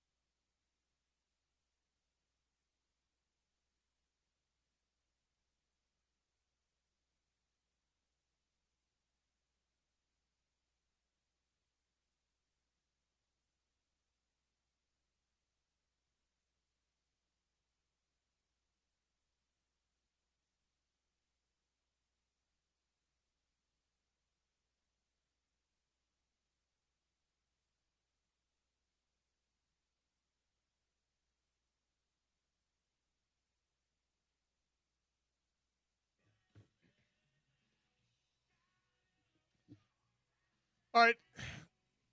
Hyperbole is a thing on sports talk radio, right? We over-exaggerate, we overreact. But I really do believe this. Indiana football could potentially be the greatest sports story, at least since 2000 and maybe of the last 100 years. If they can go from being the losingest program in college football history to a national champion in 2 years, with, by the way, a bunch of guys that they did not buy from a transfer portal. Yes, they got guys out of the transfer portal, but they got JMU guys out of the transfer portal. Mendoza came from Cal, but he wasn't a name out of the transfer portal either. He great Cignetti example. made him into a Heisman, helped make him into a Heisman. And by the way, winner. Kurt Cignetti does this. I didn't realize this. He doesn't have a GM on his staff. Oh, really? He's the guy who manages the roster. All right. Old school. Which, of course, all head coaches manage their rosters to a certain extent in college football, but apparently he does it all. I mean, if Indiana can pull it off, and Oregon's going to have something to say about it, Oregon's a really, really good team, and it's hard to beat the same team twice in one season. Indiana didn't make it look difficult the first time around. Tonight, 7:30, Peach Bowl, we'll see. It could be one of the greatest stories in American sports history if you can go from being nothing laughing. I mean, we were joking earlier about if it is Indiana-Miami, the legacy of football and the players that have come through the University of Miami into the NFL and into the sports lore of our nation versus the guys who've come through Indiana. It's like not even comparable. It's not close. And if Kurt Cignetti can take that project and turn it into a national champion in such a short span of time, that's as good of a coaching job as we have ever seen in any sport in history. And we were talking about grumpy head coaches at this far in the playoffs, and you were talking about Mario Cristobal being that guy. Cignetti is obviously that guy too, but I almost like that for this kind of story because he's not the cheesy gonna lean way too into it that kind of ruins the story in some way. He's this like, I don't freaking care. All right. He's also humorous about it because like he makes that face and people ask him like, are you ever happy? And he's like, I'm happy at times. You know, he leans into it. He realizes he's like self-aware, but he's not like going on every chance he gets saying we're the greatest story ever, which can sometimes ruin this for the public. I think him being a grumpy face makes the story organically awesome still. Well, look, he said it perfectly in the brevity is the soul of wit. He did it in the best way possible when asked about their first college football playoff win, and they were like, can you believe it? Oh my gosh, this is amazing. Or I guess it was the conference championship. And he's like, well, coach, what does this mean? What would it be? And he just said, be a hell of a movie. Which, by the way, is such a very specific Indiana thing. It's a nod because, of course, the movie Hoosiers is actually more famous for people than Indiana basketball in a lot of households. Well, and the fact, I mean, I didn't even think about this till now, but the fact that the nickname of the college is Hoosiers too, I mean, so many levels that works. It's just a perfect answer. Kurt Cignetti is so fascinating. Oh, and also, if you're wondering what kind of effect a brief run or a short-lived run like this can have even on the deep-seated culture of a state, I mean, we've talked plenty of times about how Utah with Ron McBride's success, but then especially with Urban Meyer's ultimate success, how we flipped from being a basketball state to a football state. Like, it happened all the way. We are no longer a basketball state. We are a football state now, a college football state at least. Pro sports, we're obviously still a basketball state, but this is how impactful Indiana football and Kurt Cignetti are in the state of Indiana right now. The Hoosier State, the basketball state, is rescheduling every high school basketball game happening tonight, including a bunch of historic rivalry games, crosstown rivalry games, so that everyone in the state can watch the Peach Bowl. I did not know that. That really is, if that's not an example of how a major shift has happened in sports culture, then I don't know what is. That is incredible, because Friday night, we think about Friday Night Lights. We talk about Friday Night Lights as if it's only football. Friday night's a huge high school basketball thing too, and with in Indiana, it's got to be some of the biggest in all of the nation, and yet that doesn't even take precedence. Indiana treats prep basketball like Texas treats prep football. Yeah. And if you told me, well, the Longhorns are playing on a Friday night, every high school football game in Texas is being rescheduled, I'd be like, they're not doing that. There's Not no doing way. that. They've done it in Indiana. They've done it. They've moved them all off the slate. Not even for the national championship game. We're talking about the game before, too. That's incredible. For this game because it's on a Friday night. That's amazing. And guess what? The national championship game's on a Monday night, right? Yeah. They'll do it on the Monday night, too, if there's any basketball games scheduled for that, which is less common. How awesome is this? Indiana, Kurt Signetti, Mendoza is just like this golden retriever of a human being. He's always smiling. My wife got to look at him and goes, "Oh, he's very handsome. He's very cute." And I'm like, man, he can do no wrong right now. Yeah, look. There's nothing about him that's unlikable. Other than, did you hear Fritzy on Dan Patrick? Of course, was like, "That can't be real. I hate that. I hate how happy he is. Yeah, it can't be real." I'm like, okay, Fritzy would be the one that does that. Hold on. What do you think Fernando Mendoza has to be unhappy about right now in his life? Seriously. Okay? He probably has one bowling class to stay eligible. All right? He has his pick of whatever fair maiden or whatever his preference is. He can be like, he is the big man on campus of all big men on campus in the history of his school, right? He's the Heisman Trophy winner, and his team is a favorite to go to and win the national championship, all while he is making absurd amounts of money just by being himself. What does he have to be unhappy about? Well, and if that's not enough, he can also brag about how, do you see how everyone thinks I'm going to be the number one pick in the NFL draft too? Like that, he's got everything going for him. You could not rip the smile off my face if things were coming up O'Connell the way they are coming up Mendoza all year long. Yeah. Anyway, we got to take a break. Does Sarah Todd think John Morant would fit in Salt Lake City? NBA rehab, question mark? Sarah Todd joins us next on the Sean O'Connell Show, ESPN 700 and 92.1 FM.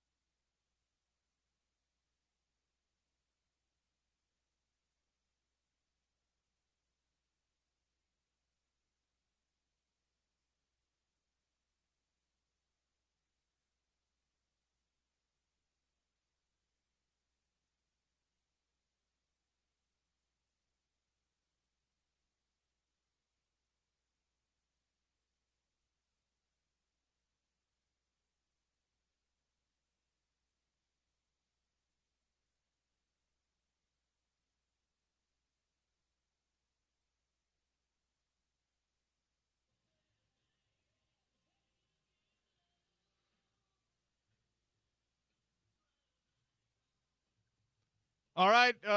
As expected, Jonah Lea'ea, Utah defensive lineman, young player with a lot of upside, a lot of potential, is headed to the University of Michigan. Commitment announcement came down about 25 minutes ago. He will join John Henry Daly and likely J.J. Buchanan in Ann Arbor, along with the former staff who followed he who shall not be named. Lewis Powell and Jonah Lea'ea were particularly close, and so there's really no surprise here. And that's fine. But just the update as Utah figures out how to backfill some of these important positions. The Samsula kid from Wyoming, Colton Swan, and Luther Ellis love the potential of this guy. He's not going to be the same type of player as Vakalahi or as Jonah Lea'ea, but he is. You still have Carson Calfusi, knock on wood, far as we know. You still have Pupu Sepulona. You still have options. And they will continue to bring in more. We're awaiting a little contact with Sarah Todd, NBA insider, Utah Jazz insider. Somewhat tongue-in-cheek, obviously, my interest in Ja Morant in a Utah Jazz uniform. But there's been already some interesting movement in player personnel before the upcoming trade deadline in the NBA. We're just under a month away from that. And, Trae Young went to the Wizards. Spence was joking about how nobody ever wants to go to the Wizards, but that was a preferred trade destination for him. Although I wonder how much of that is that they're interested in you and that that's a likely place for you to end up, so you realizing it's inevitable or just like, that's where I want to be, so it doesn't make you look bad that you have to end up in a spot that you didn't want to be.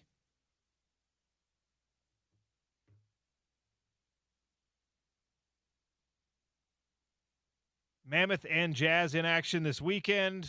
Tonight, obviously, you've got Indiana, Oregon.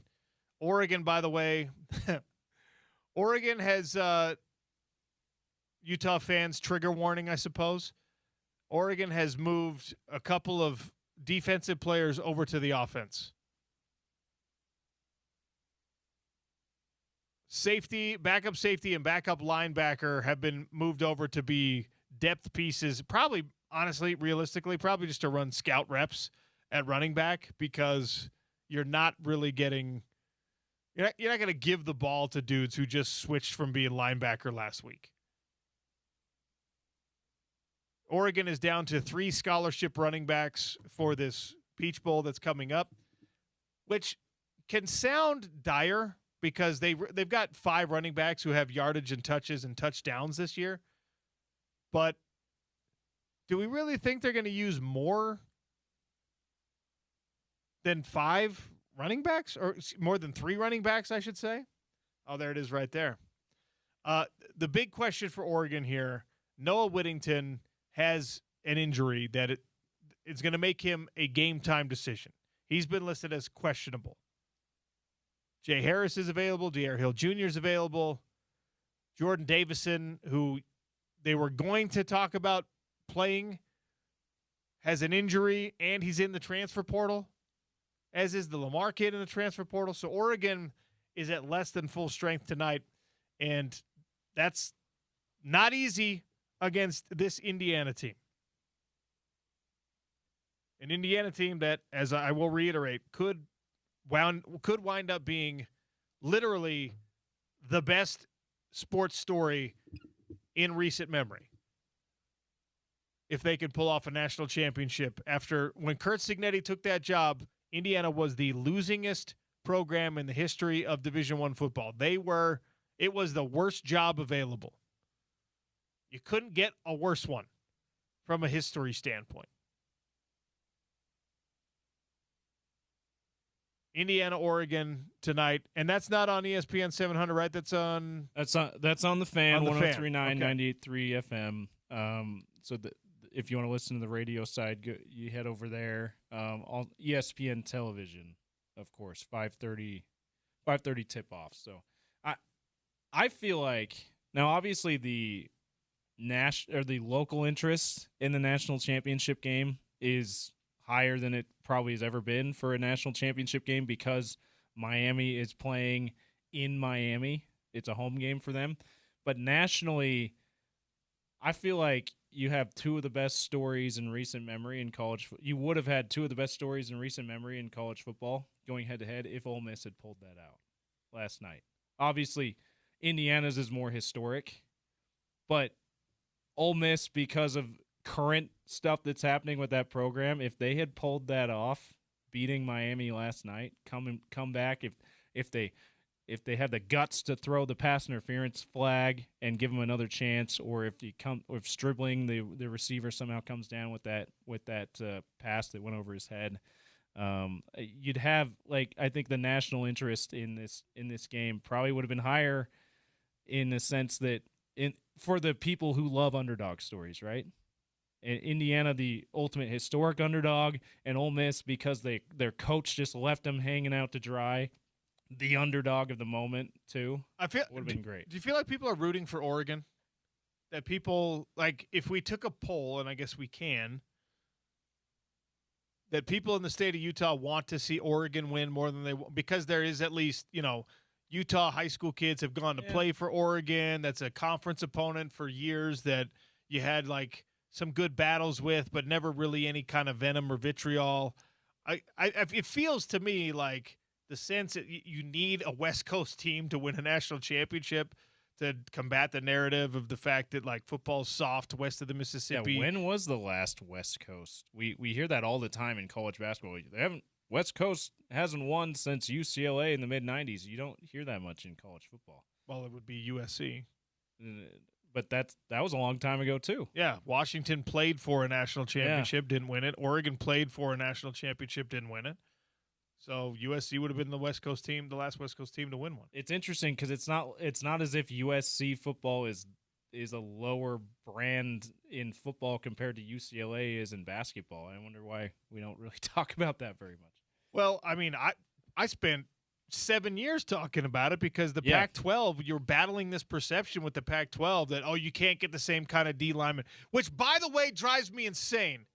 Because look, so this narrative that was perpetuated for so long in college football and still continues with Big Ten and SEC people, well, you just don't have the horses. You just don't have the players out there.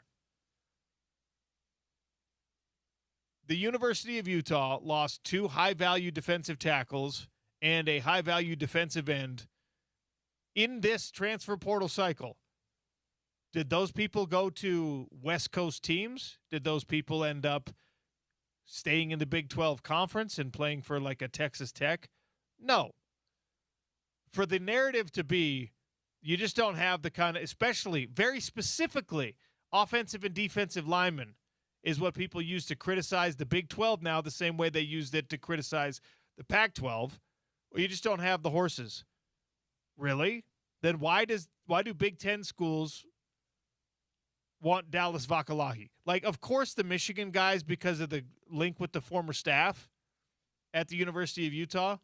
But why does Penn State want a Utah defensive lineman if West Coast teams, Western United States teams, Big 12 teams don't have the horses to compete at the top level in the trenches? Well, why would Penn State be coming after guys here?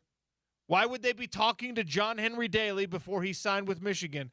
Why would Michigan feel like, yeah, that's a great fit here if it's, you don't have the right people out there? I hate that narrative with a deep, deep passion. And you know where it comes from? It comes specifically from USC, because people in the South and people in the Big Ten look at every team west of the Mississippi, and now Oregon has put themselves into the conversation. And very, very briefly, Washington put themselves into the conversation and have since exited that conversation again. Maybe they'll come back around there. Hopefully they can come back around. Even when it was Arizona State surprising everyone and winning the Big 12 championship last year, people are just like, they don't have up front, they don't have what it takes.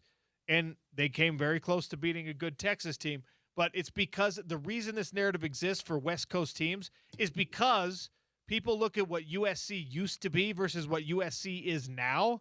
And they're like, oh, yeah, the only reason USC doesn't have those guys is because they don't exist. Otherwise, USC would have them. It's the most inane and ridiculous argument that still plagues Utah, still plagues BYU, still plagues Colorado, right? It makes me so upset because the SEC thinks that they've got some exclusive on big athletic humans playing defensive line. Do they have a greater depth of it at Georgia and at Alabama than most teams do? Yeah. Has Florida done really well in some years, and Florida State? Sure. Would I take Utah's defensive line any given year over like Ole Miss's defensive line most years? Absolutely yes. Miami had an incredible defensive line this year. That's why they're back where they were at. Have they had that in the last 30 years? The last 25 years? No, they haven't. They finally get it all put together. You got me on a soapbox here, and it's making me really, really upset. Well, I mean, counterpoint, is Penn State really a Big Ten program with a Big 12 head coach now, OC?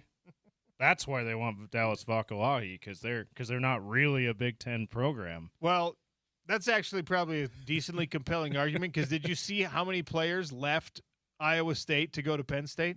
Yeah, like all the good players. 19 players committed on like the opening weekend of transfer portal from Iowa State to Penn State. Pretty crazy. Back to this college football playoff as ESPN and everyone else gets you ready for an Indiana. Shows Signetti's mean mug. Signetti's got this villain face. It's amazing. So, OC, I feel like I'm going to make a parallel for my own sports fandom here.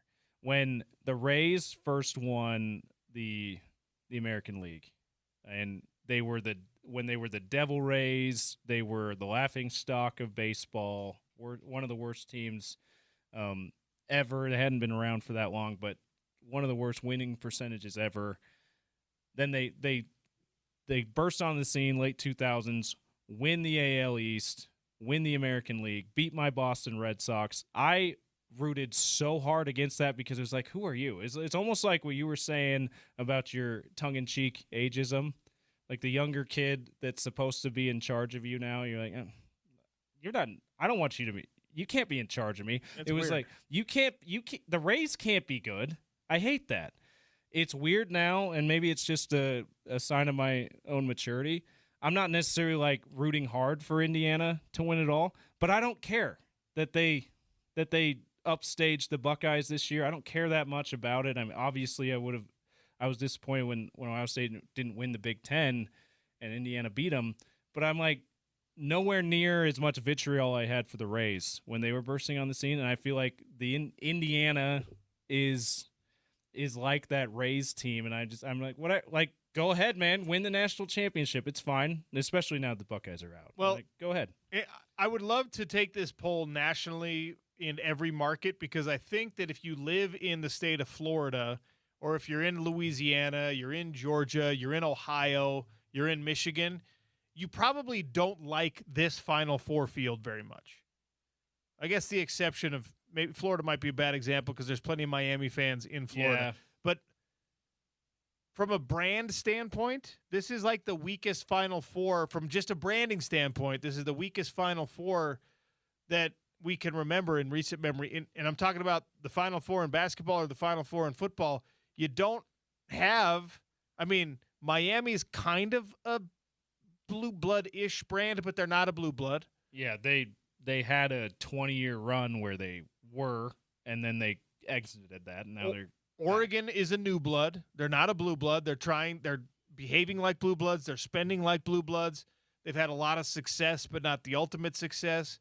So Oregon's a new blood. They've had Heisman Trophy winner. Like they're in the conversation. They're a great brand from a merchandising standpoint. They are the best brand in college football, but they're not steeped in tradition, and they're not part of the old boys club. Yeah. That has had like a stranglehold on national championships in college football for the most part. And, by the way, has had a stranglehold in most years, more years than not, on things like the postseason awards, things like the Outland Trophy that Utah got one this year, things like the Heisman Trophy. It's been like you shuffle it around every couple of years. Yeah, you have a Lamar Jackson type, but it's been the Florida guys, the Ohio State guys, the Alabama guys, the LSU guys, like, and now an Indiana dude won the Heisman Trophy, and they might win a national championship. And now Oregon could finally get over the hump and win a national championship, and Miami could put themselves back in that picture, and people are probably hoping for that. Like, the old guard is probably hoping for that because they're like, oh, well, we're not letting some new kid in. We're just readmitting a team that went away for a while. Yeah, well, at least we know them. And Ole Miss is, I don't know where to even put them because they're adjacent to a lot of this, but they're not in that. Whenever you say the great teams in the SEC, you say Alabama, LSU, Georgia.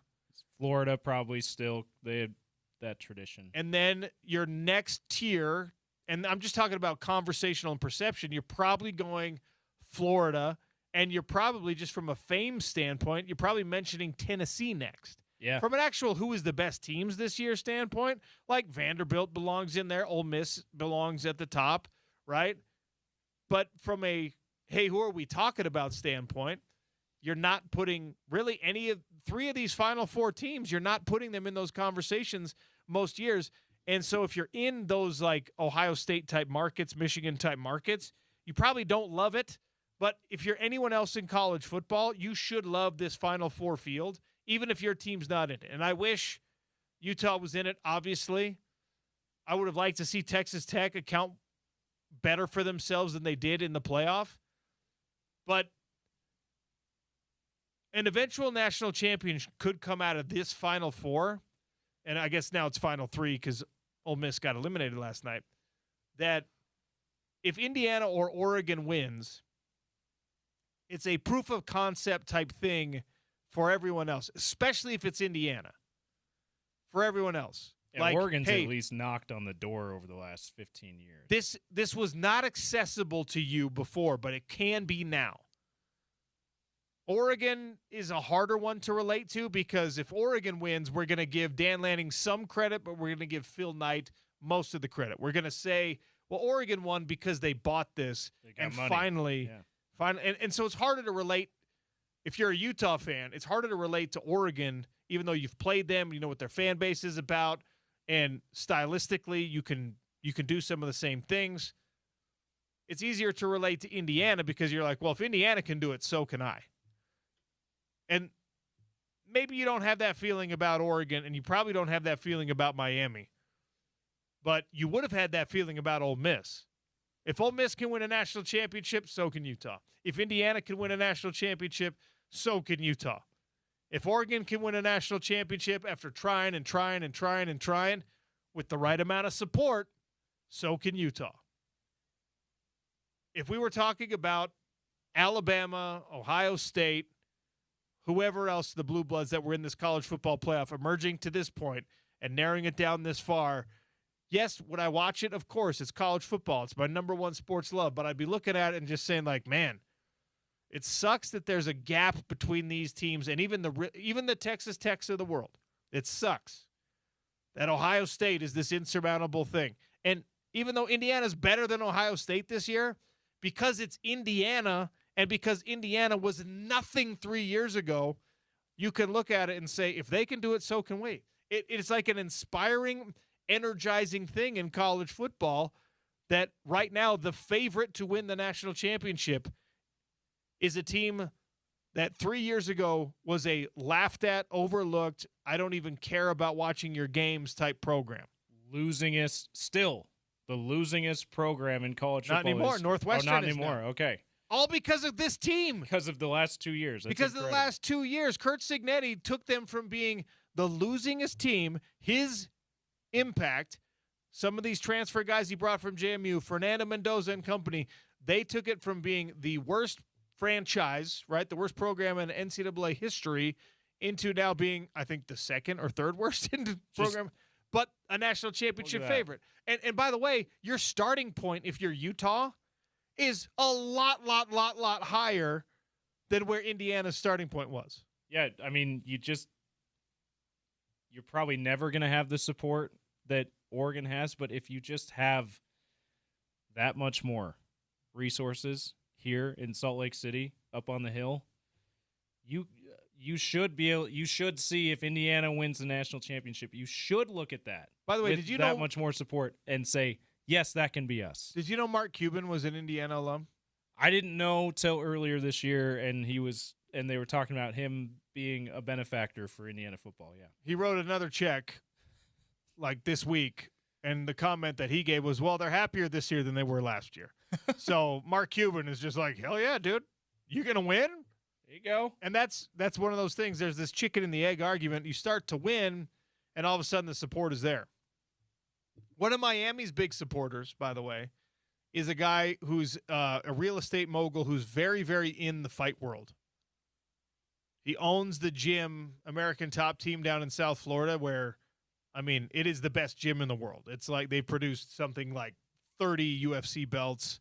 They produced like 10 PFL belts. I mean, it is the best gym in the world, and he is the owner of it. And he's a huge Miami supporter. He's a huge Miami booster. He's a billionaire through real estate, commercial real estate, whatever. And he's that guy that when you see the fruits of your labor, when you see that your funds are actually translating to more success, you don't say, yeah, I've always given $1 million a year. I'm going to keep giving you $1 million a year. Now that you're, instead of being an 8-4 Miami team, now that you're a 12-1 Miami team or whatever, I'm going to keep giving you this money. I'll keep giving you that same $1 million. No, these people, these supporters, the Mark Cubans of the world, they go, holy cow. With my $1 million from last year, you did this.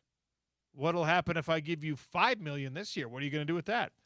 And that's where these coaches can see things change so rapidly. And that's where, if you're a Utah fan, you're hopeful that Morgan Scalley, who has great relationships with the booster base, that some of that booster base, according to conversations we've had in the last couple of weeks, maybe we're starting to fatigue a little bit on supporting the program under the old regime. Now they're like re-energized. And if you can win, if Morgan Scalley can win this year, next year, the next year, that support is going to increase. And to say you can do what Indiana has done, that's probably a little bit lofty. But Indiana started from a lower point than Utah does, or than BYU has to. Indiana's starting from a point where, like, who would be the close? It's like Houston as a football program. West Virginia. Utah's way above that starting point. All right, the airing of grievances. You've been waiting all week. Unburden yourself next on our text line, 877-353-0700 at Reload C Sports. If you'd like to air your grievance on Twitter, bring them to me. I'll bring them to the air, and you'll either feel worse or better, but at least you'll have it out there. It's the Sean O'Connell Show on Utah's #1 sports talk, ESPN 700 and 92.1 FM.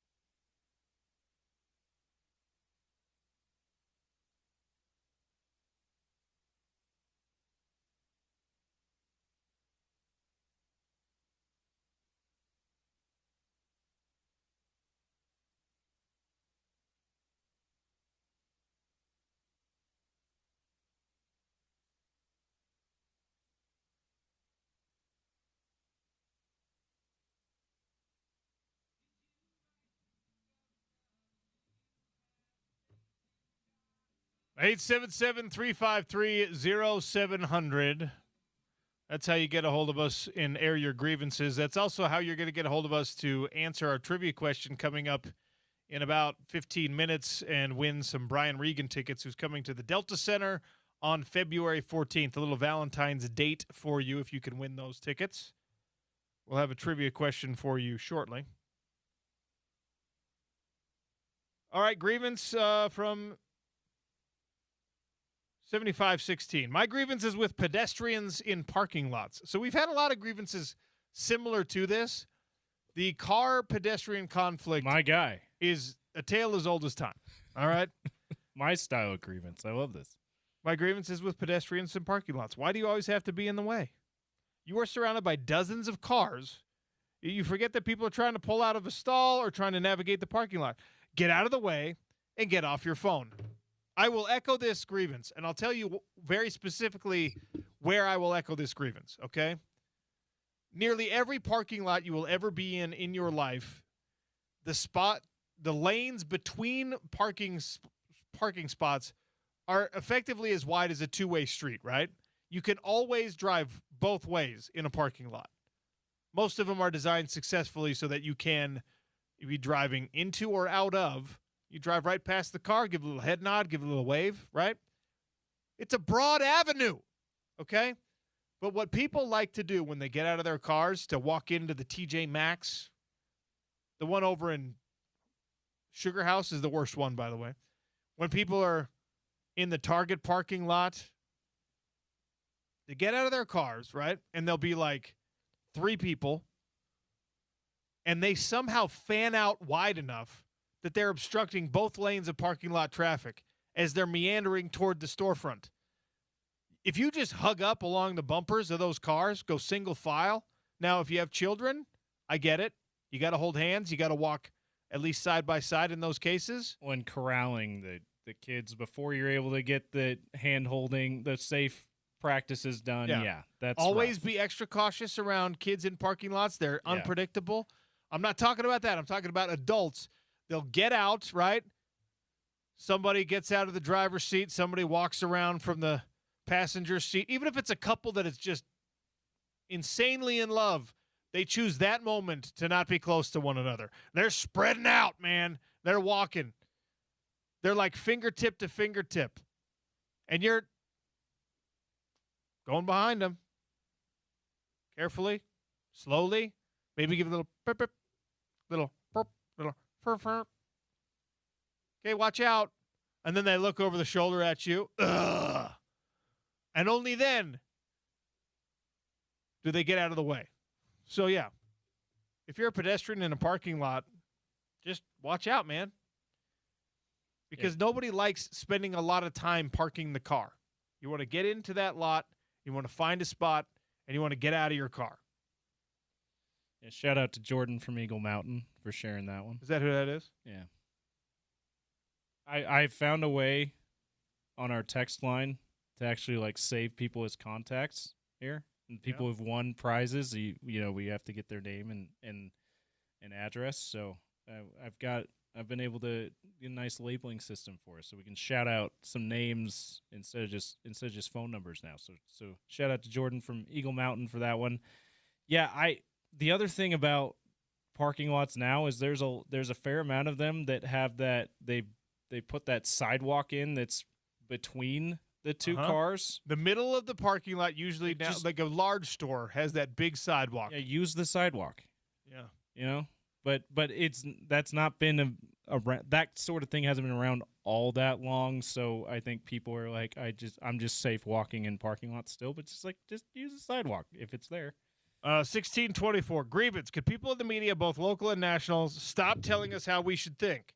If I want to hate he who shall not be named for leaving, I have that right. Also, if I hate the concept of the Jazz tanking again for a pick that may be great or may be horrible, it's fun to root for the team to win and grow. I can think whatever I want, so stop telling me how to think. I understand your grievance. I'm not going to stop telling you how to think, though. Sorry. Especially when it comes to the Jazz thing, where it's just like, and here's okay. Let me have a response to this line of thinking. If you already know and you're deciding to think differently, I don't think we're talking to you. I think we're talking to the people who don't know. We're trying to inform. A lot of the time. I'm just like kind of a bossy jerk. So I all the time on this show tell people how they should think and what they should do and how they should act as fans and things like that. That's fine. If you don't like it, I'm okay with you not liking it. I want you to disagree with me and yell at your radio. I just want you to keep listening, and you can tell me if you disagree with me. That's fine with me too. Specifically, this is one that is very, very raw for people right now because of he who shall not be named going to Ann Arbor. And I have been telling people, you can't hate him. Don't hate him. He helped you get to where you are. The expectations, the fun, the memories, all that stuff was provided at least in part by this individual. Just because they're gone now and it didn't end the way you wanted it to, I feel like doesn't entitle you to have like real venom, real anger toward that person.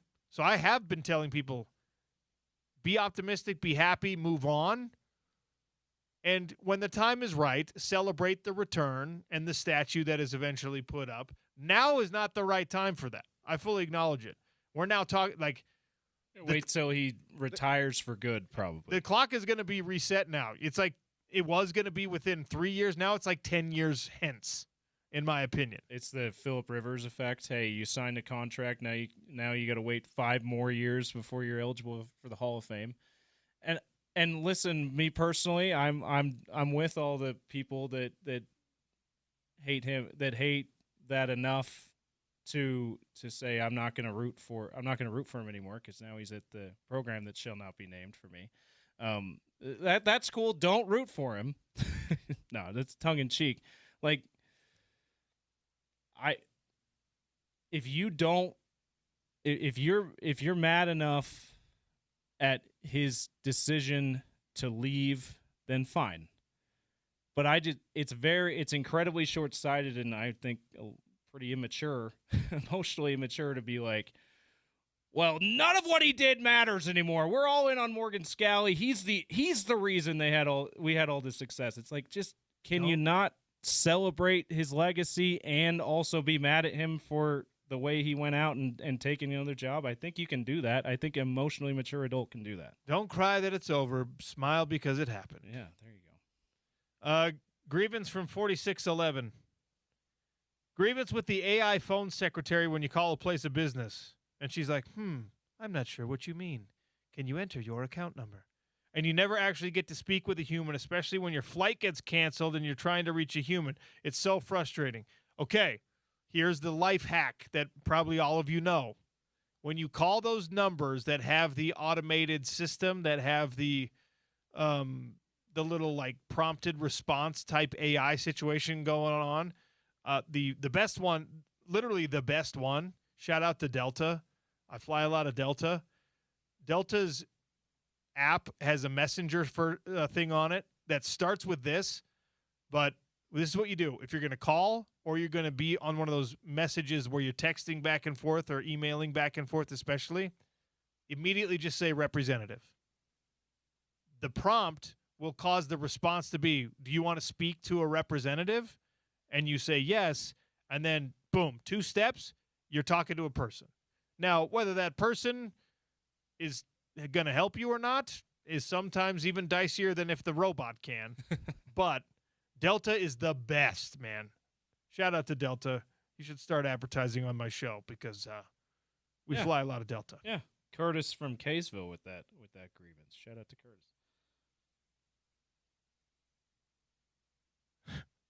Grievance. I'm sad about JJ. Okay, I'm sorry about that. Yeah, that's a valid grievance. I'm having to use airing a grievance. Utah fans that are talking bad about he who shall not be named. Read a post today giving all the Utah success to Urban and completely dismissed he who shall not be named. Okay, that's just silly. 1943, if someone is, like Urban Meyer was important for the 2 years he was here, you cannot give too much. People don't realize this, or people I think realize it but don't remember it. When Urban Meyer left the University of Utah, your expectations, your view of your program was so low that you were not mad at him at all. You're like, wow, this guy, we were lucky to have him for 2 years. He took his entire offensive staff with him, and if you remember, he had also secured like the number 8 recruiting class in the country at that point. I mean, there were dudes that would never even have considered Utah that were committed to Utah. And guess what happened with every damn one of them? Every single one of them went to Florida. And none of you got mad. Not one person got mad. Who's the biggest, do you remember, biggest name that we know from those Florida teams that was committed to Utah? There was a kid named Portis, Josh Portis or something Okay. like that, who was like I don't think he ever worked out, but he was like the number 3 quarterback recruit in the country or something. I didn't realize that. That makes sense in hindsight. But I didn't realize that he had pulled down that good a recruiting class they took with him to Florida. I'm like, was Percy Harvin initially committed? I mean, he had Utah? a bunch of these dudes that were supposed to come to Utah, and they all just went to Florida. Tim Tebow was no, he was not. But and he took Ryan Smith, who was not the Jazz owner. He was not that Ryan Smith. Different Ryan Smith. He was an unbelievable corner. Took him, and I thought, and I think he tried, he was going to take Paul Kruger, but Paul went on a mission. Ah. So, but everyone was just like, "Thanks for your service, Urban." Yeah, and it was because you had such a low opinion of, even as a Utah football fan, of where you belonged on the national landscape. All of us back then were like, "Well, of course he's got to go to Florida, and of course all these players would rather be at Florida than at Utah. I'm not mad about any of this. Of course his assistant coaches are going to go." The only reason you feel the way you do about he who shall not be named is because you fell in love, and because you know that he puts you in a place where you get to have those expectations now. You get to feel that, how dare you do this to us? Because in 2005, not one person felt that way. There was not one article written about, well, Urban, how dare you leave to Florida? What do you think you're doing? Your legacy here is now damaged. Everyone was just like, thank you for your service. Bye. It is wild how expectations change how we react to things. Absolutely. 97-84. 2027 Winter Classic should have been front page news all over Utah. It's a huge event for us here. Are you airing a grievance? Because we opened the show the following day. And it actually is on the front page of our website if you want to listen to the old press conference. My grievance might be turned back on you, 97-84. I think that you just admitted you didn't listen to the show the day after. Hey. Why'd you do that? Come on now. Also, if you watch the Mammoth broadcast, which of course they're going to make the biggest deal out of it, it's their event. But I watched the Mammoth broadcast that night. They made a huge deal out of it. They made it sound like everyone in Utah was talking about it, which a fair amount of people were. So I think we certainly were the exception to that. I can't speak for everyone else, but I think that in general we did make it as big a deal as it absolutely is. The other thing about it is we're new to this NHL thing, right? I don't think I would venture a guess that there's still many thousands of people who are sports fans who aren't familiar with the Winter Classic. So this is a new thing. So we're not going to be as excited as like if the Colorado Avalanche got the Winter Classic, right? I think that's fair to say. 51-38 grievance. People who spit or blow snot rockets on the ground or on pathways where people walk. Last thing I wanted to step in today at the gas station. Ugh, that's gross. Into a bush, people. All right? Not where anyone's walking. Or at least have the courtesy, if you do, smear with your shoe. Gross. Right? Oh, gross. Also, by the way, just like any text thread, it shows the last thing, 51-38. 51-38 really has a problem with boogers. Because the last grievance that came in November 14th, grievance handkerchief users. My gag reflex automatically kicks in whenever I see someone empty their nasal contents into a small cloth. Then they fold it up and put it back in their pocket. I think your grievance might just be with mucus. I think you might just hate snot. Period. Oh, that's so funny. Grievance against handkerchiefs right there. All right. This is amazing. 4359, grievance with the fact that I'm using the Voldemort thing. Look, it's a bit, okay? People are really sick of hearing about the Michigan head coach on a Utah station, and I'm fine with that. So we're using a little comedic bit here, and we're saying he's Voldemort now. He who shall not be named. I appreciate you airing your grievance. I'm still going to run with it. Is that the one who said his name a lot in their previous grievance? And you edited it by saying he who shall not be named. I was wondering if they might text back like, no, grievance, why aren't you reading the text like I wrote it? Brian Brown sent in a Brown grievance. Bear? Brown Bear did. He said we having to spend an inordinate amount of time, James and OC having to spend an inordinate amount of time every show trying to explain to adults why they need to behave like adults when other adults make adult decisions. So, yeah, like, shout out to Brown Bear. Yeah, he, like what I was saying, like, let's have a little bit of maturity here when someone makes a decision to leave your favorite team and they take people they know with them. Like, it's okay. It's okay to be mad, but it's not okay to say I never liked them. Like, when that's absolutely not true. Like, come on. It does remind me of, you know how like your ex-girlfriend is always crazy? Yeah. Oh, she was crazy. By the way, I'm incredibly guilty of this. Every person I've been in a relationship and it has not worked out with that person, it's because of them. When if you ask me, I'm always just like, oh yeah, I never should have been dating that person. That was a terrible decision. That's how people are feeling right now. Yeah. And I get it. It's like, I mean, but that's how you know it mattered. When you can't, like, I don't know, you can't just move on. stare it in the face and be like, okay, he gone. At least I'm going to wish him well. At least, can you imagine if the USC job had opened up and he went there? At least Well, it's like it wouldn't be that much different. I mean, it's still not the same conference, but the vitriol that we've grown to have against USC in this market, I mean, I feel like for me it would be kind of the same. Yeah. He looks ugly in blue, dog. Oh, it's rough. 1551. Sad there's 10 hot dogs in a pack and only 8 buns in a pack. Yep, this is big bread and big hot dog colluding to make you buy 2 packs of everything. I hate it. Big bread and big hot dog.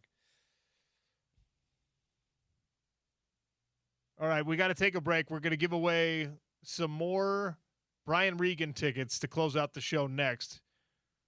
877-353-0700. I'll have a trivia question for you. Then the Drive and Spence Checketts will be next. It's Utah's #1 sports talk, ESPN 700 and 92.1 FM.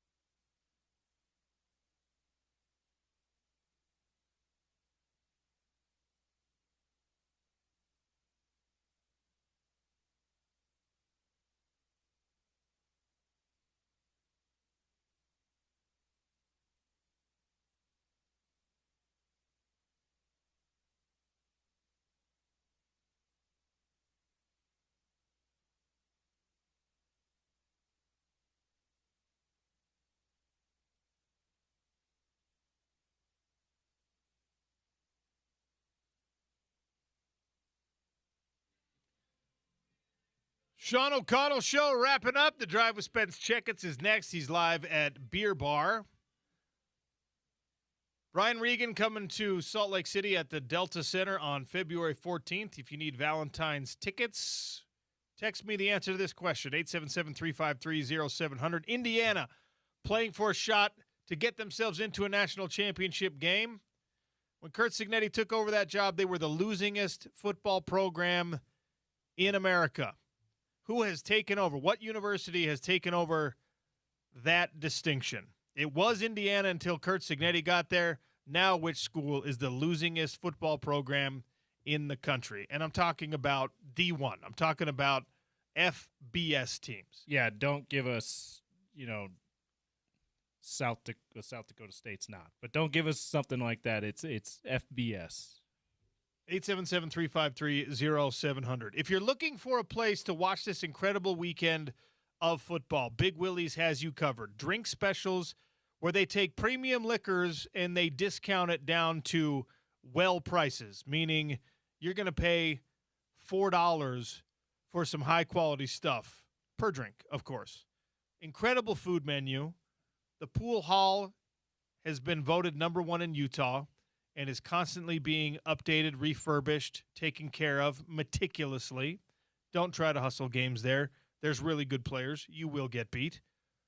But it's a perfect place to go, hang out with your friends, invite the family, as long as they're all over 21, grab an adult beverage or not, enjoy the craft food menu, tell them OC sent you, and just take in the good vibes. The staff is really nice. The clientele there, it's not the type of place you go and everyone wants to get aggro and get in a fight. It's a laid-back, family-type vibe with really good food, really good company, really good drinks, right in the heart of Salt Lake City, 1717 South Main at Big Willie's. And they have the working man's price point and wallet in mind. They're not trying to gouge you on the food prices or on the drink prices. Genuinely, Patrick, Michelle, the rest of the staff, they're trying to make sure you can go out, enjoy a good time, and that when you leave, you're going to want to come back because of how well you were treated, how high quality the service and the food was, how good the drinks were, and how enjoyable the atmosphere is. If you've never been to Big Willie's before, this is the perfect weekend. College football playoffs tonight, NFL playoffs this weekend, Jazz, Mammoth also in action. All of those will be on the TVs at Big Willie's. We'll take it over to Spence Checketts and The Drive next. Everybody have a great weekend. We'll do the Sean O'Connell Show again on Monday. It's Utah's #1 sports talk, ESPN 700 and 92.1 FM.